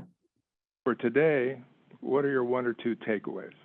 Yeah, my one or two takeaways are, one is that we cannot ignore, obviously nobody's ignoring homelessness. There's a lot of attention to that, but we need to recognize that homelessness is increasingly graying and that it really is just going to keep getting worse for the next while. That the face of homelessness, certainly among single homeless adults, is increasingly the older adult. The second thing is that about almost half of those are new to homelessness after the age of 50. And we actually need to put a lot more attention than we're currently doing to prevent that, because once people become homeless, everything else falls apart. And the third thing is, it's sort of like from The Graduate when they said the key word was plastics. The key word here is housing. The reason we have such a homelessness crisis among older adults, among young adults, is because of our devastating lack of extremely low-income housing. And there's nothing we're going to be able to do to meaningfully end this crisis unless we address that head on. And I think in terms of this hearing, it's important to recognize at what a disadvantage older adults are, that they actually are the most rent burdened because they tend to live on fixed incomes where housing prices are just going up and up and up. Super. Thank you very much.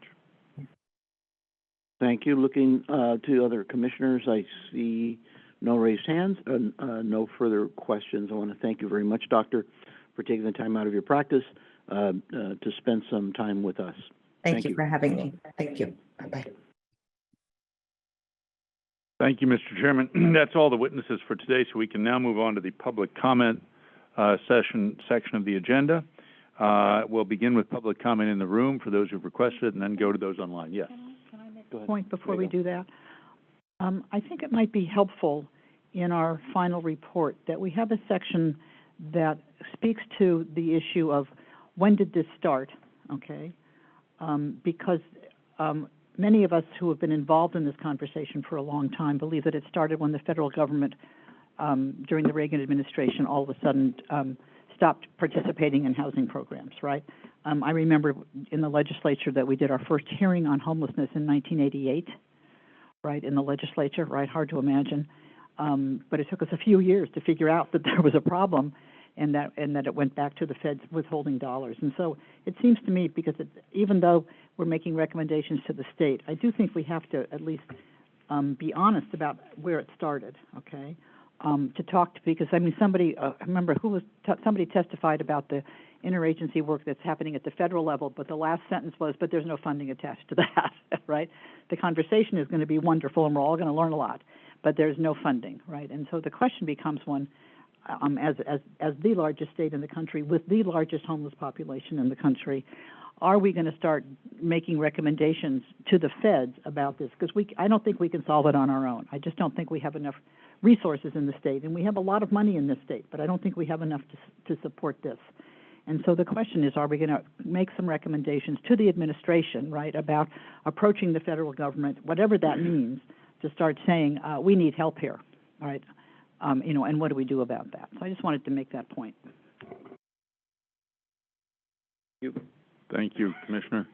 With that, we will move on to public comment then. And the first public comment request is, and I'll mention, since the staff was kind enough to put up the directions, I'll mention that people in the room who are making public comment may do so from the witness table there. Public comment is limited to 3 minutes per commenter, in keeping with the Commission's longstanding practice, and the entire public comment session is limited to half an hour. The first request is from Harrison Linder. I don't know if Mr. Linder is still in the room. Harrison Linder? I believe he is not. So we'll go on to Jerry Lalonde Berg, I believe is in the room. Thank you. Go ahead, please. 3 minutes, sir. Thank you. My name is Jerry Lalonde Berg. I sincerely appreciate what the Commission is doing and the attention that you're giving. I want to thank the staff. I particularly want to thank everyone who put the Master Plan on Aging together. It's really very, very important. I want to draw your mind to the personal and life satisfaction that housing stability creates for anyone. I sent you the Commission comments on August 9th, and I incorporate those as in reference. Home sharing is a key resource. In the Turner Center's study that I shared with you of extremely low-income people, 14% of the extremely low-income people in the Bay Area were homeowners. Home sharing can be created in any community from Crescent City to Coachella. The state should fund startup for local home sharing organizations. Ongoing case management can be funded by CalAIM and local aging and homeless services funds. Keeping people in their homes saves many healthcare dollars, and we can prove that. We need people who are trustworthy and good in each community of the state to step up and organize a home sharing program. Some communities will also want to start up community co-housing type programs. Thus, we will end up with a custom designed housing arrangement in every community. The local designs will reflect the uniqueness of the people who designed them, from Crescent City to Coachella. The state can define the basic expected format of a good home sharing program. The state can also create an annual budget to keep home sharing programs open. I want you, as a commission, to recommend to the Master Plan on Aging and to the governor that you really lift up home sharing community involvement as a really key part of this. Because what this does is this addresses the hundreds of thousands of unused bedrooms that we have in the state. It addresses the loneliness and isolation and insecurity of both the providers of housing and the seekers of housing, and it gives real, true community control. If I want to do this in Richmond, or if I want to do this in Bakersfield, and I go to the people of those communities, they will respond. And there are very, very good people who could do this. Based on my experience, I would simply ask that you, at your policy level, create these opportunities, create these structures that people who are willing to do this can do it successfully. Thank you very much. Thank you, Mr. Chairman. The next public comment is from Carol Swartzlander from the Commission on Aging.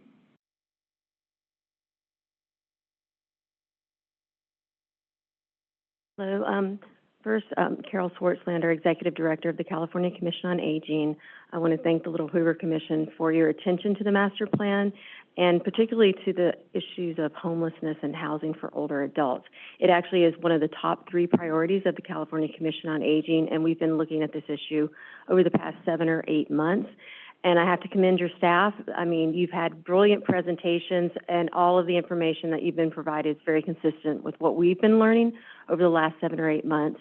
And as I mentioned at the last hearing, we'll be providing some written comments to you and also some resources that we have that I think would be of interest and help inform your final report as well. One thing that hasn't really been mentioned that the Commission's been focused on that we think is part of this, a tiny part of the solution, is assisted living. So small 6-bed facilities are limited to 6 beds under current law, and so that they don't have to do they're limited by 6, but that's really an arbitrary number. It's not based on anything. We did deep dives in research, and we don't know where the 6-bed came from. So we are proposing, or we have proposed some legislation that wasn't successful, but we're going to bring it back. We're proposing that we lift that 6-bed limit to 15, and that's based on CDSS regulations that say after the 15th bed, a lot more requirements, staffing, et cetera, come into play. And we think that would allow both the Department of Social Services licensing requirements and the structure of the house and how many people it can actually house, how many residents they can have.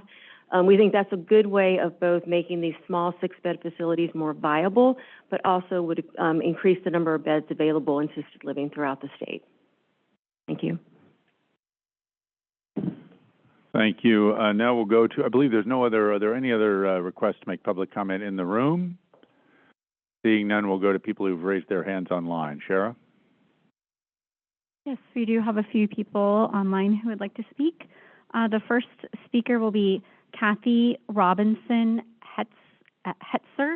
You now have the ability to unmute yourself.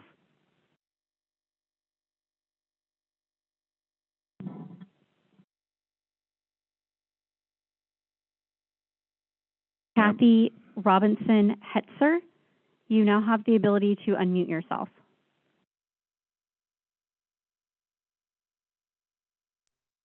Sure, I think we can go to the next. Oh, I think that was an accident. I so apologize. Go ahead.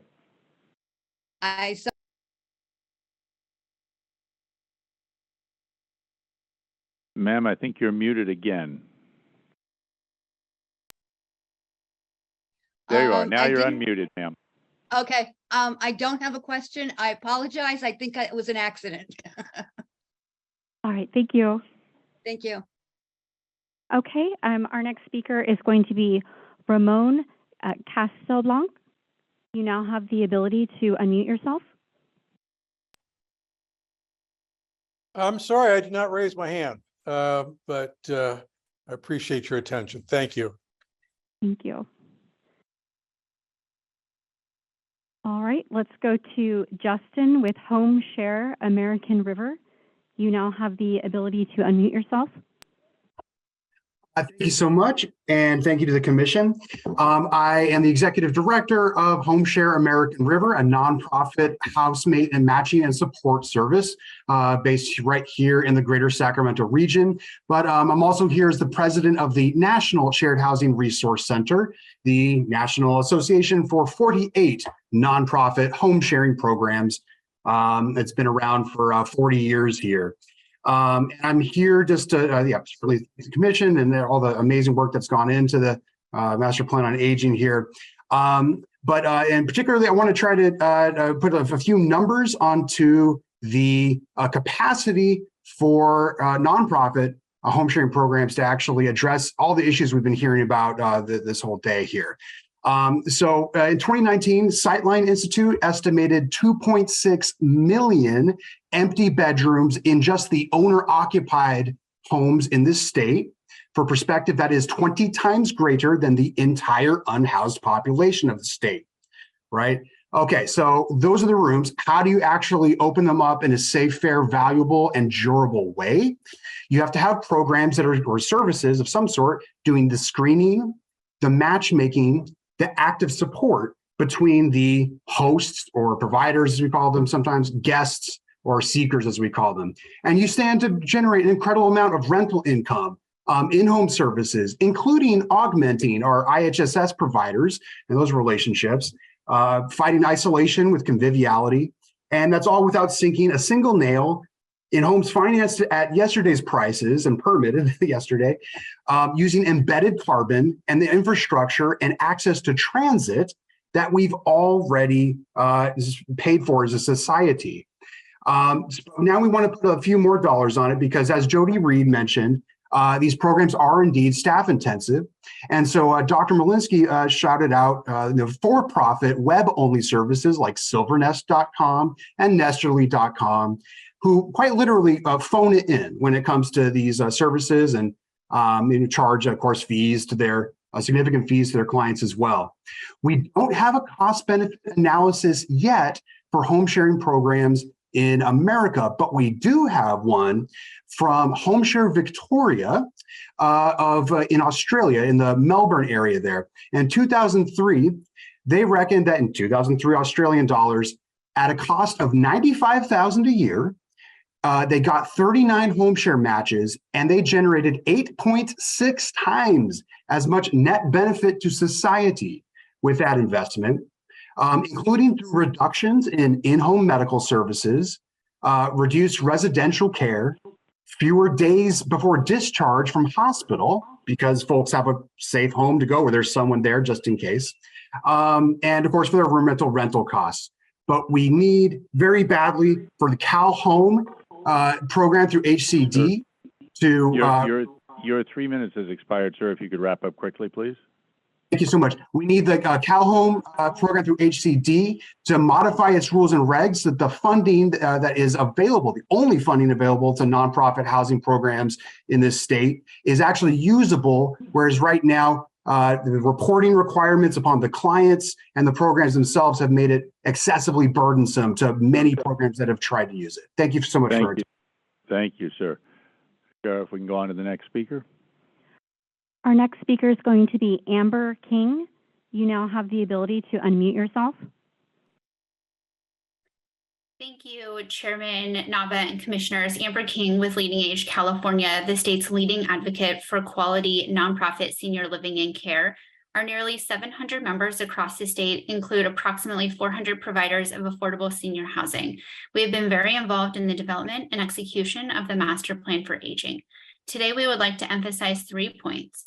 California needs a rental assistance program to stem the tide of older adults becoming unhoused. We need to increase production of affordable housing that meets the needs of older adults.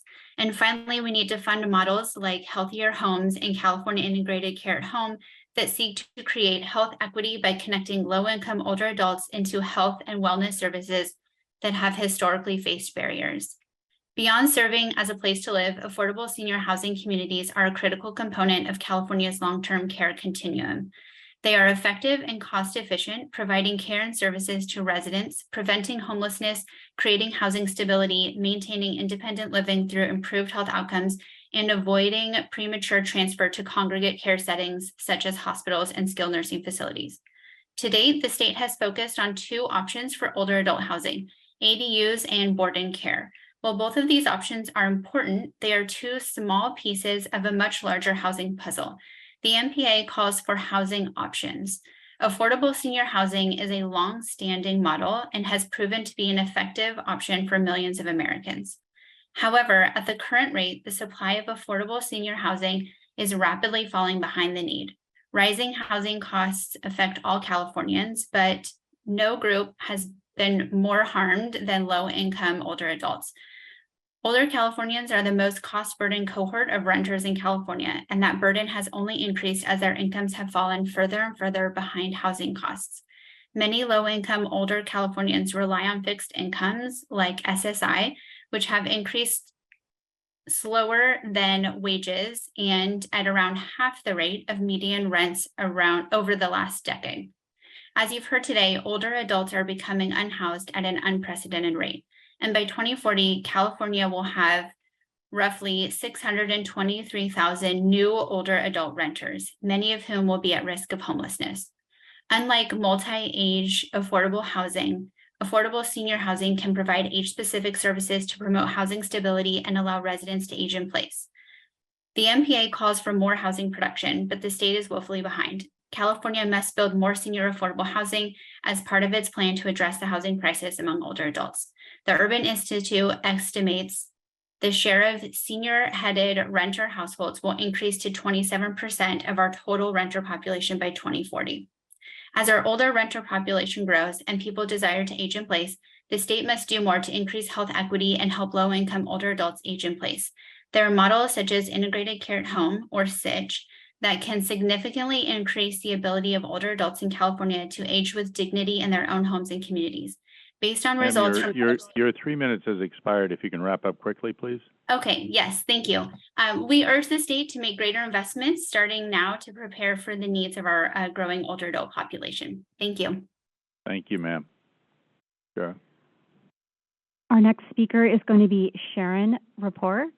You now have the ability to unmute yourself. Thank you and good afternoon. My name is Sharon Rapport. I'm with the Corporation for Supportive Housing. I'm the Director of California Policy, and I've been working on homeless policy statewide for the last almost 17 years. First, want to thank you all for having this hearing and for doing the study.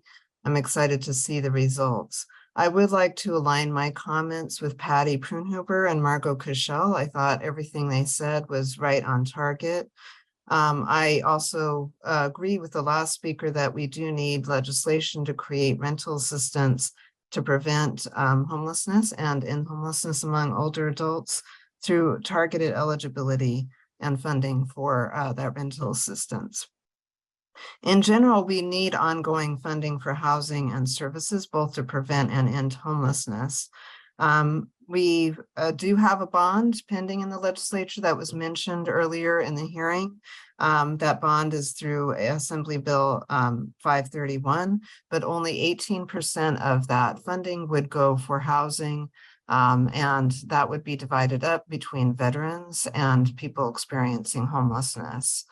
So there's very little money in that bond for homelessness, but we have seen significant investment in recent years to address homelessness.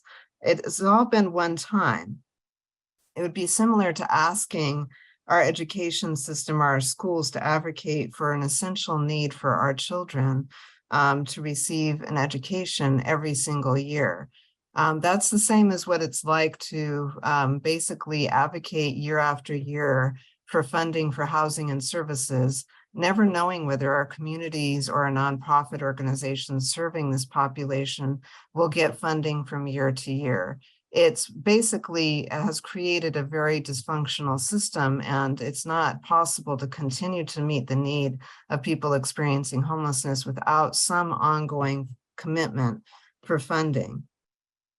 Our communities are housing more people than ever before, but there are more Californians falling into homelessness than ever before. And one example of that is in California, in LA County.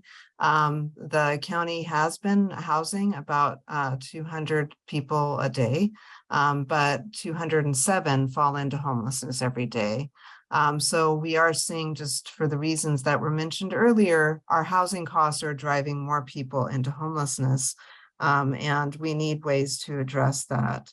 We need, as Dr. Kushel mentioned, we need a lot more permanent housing than shelter beds. Our shelter beds are currently experiencing a bottleneck because we have insufficient permanent housing for people to exit to.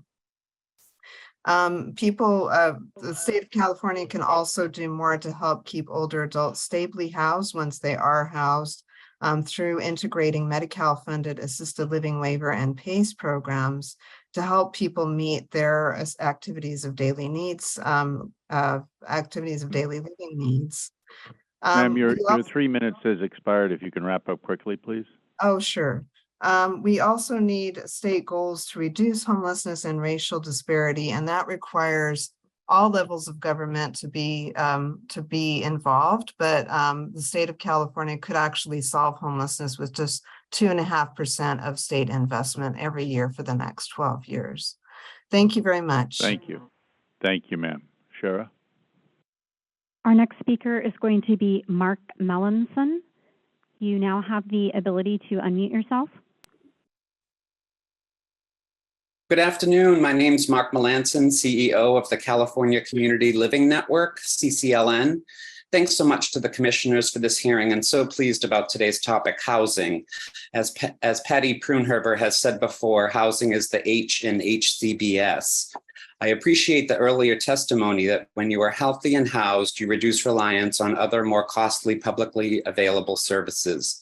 We have much work to do in California on the healthcare, housing access, rental subsidies, and housing modification needs of people with intellectual and developmental disabilities, IDD. We currently lack adequate data needed in California on the housing needs of people with IDD. CCLN has been working with Disability Rights California and the Lanterman Housing Alliance, and there's emerging data that of the over 400,000 people with intellectual and developmental disabilities being served in California, a staggering 17,000 people who identify as having an intellectual and developmental disability are currently experiencing homelessness, one of California's most vulnerable populations. There's another common myth that because people are served by the regional center system, that housing must be taken care of. While the Lanterman Act has entitlement for services and supports, it's not entitlement to housing. And supported living services cannot be accessed unless you have already secured housing. While there's adequate representation, including the voices of Californians with IDD on the California Master Plan for Aging, we're so pleased with their efforts and applaud the leadership. People with IDD must have a louder voice and a seat at the table at the state's homelessness discussions. There's currently 2 bills held on suspense file and assembly appropriations that would seat a representative from State Council on Developmental Disabilities and the Department of Developmental Services on the California Interagency Council on Homelessness, SB 246 and SB 842. These 2 bills seem like no-brainers to us, but we will have missed this opportunity if these 2 bills die, and we're in strong support of these 2 bills coming off suspense and moving forward. Thank you again to the Commission and for the opportunity to provide public comment. Thank you. Thank you. Our next speaker is going to be Sherry Jasinski. You now have the ability to unmute yourself.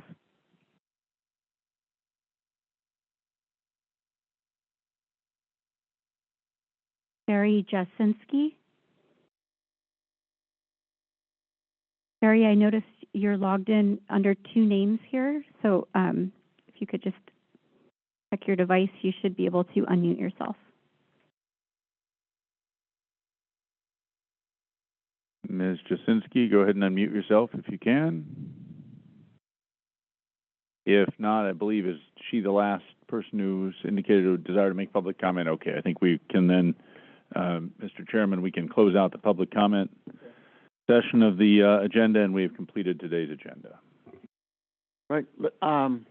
Let me express my gratitude to the witnesses who offered their testimony, both in person and remotely. Thanks to the staff for once again operating the system flawlessly, to staff for preparation of all the memos that helped form the foundation for our discussion today, and thanks to all the commissioners for their participation, particularly for Commissioner Aroner, who went through hell to get here. See you next time.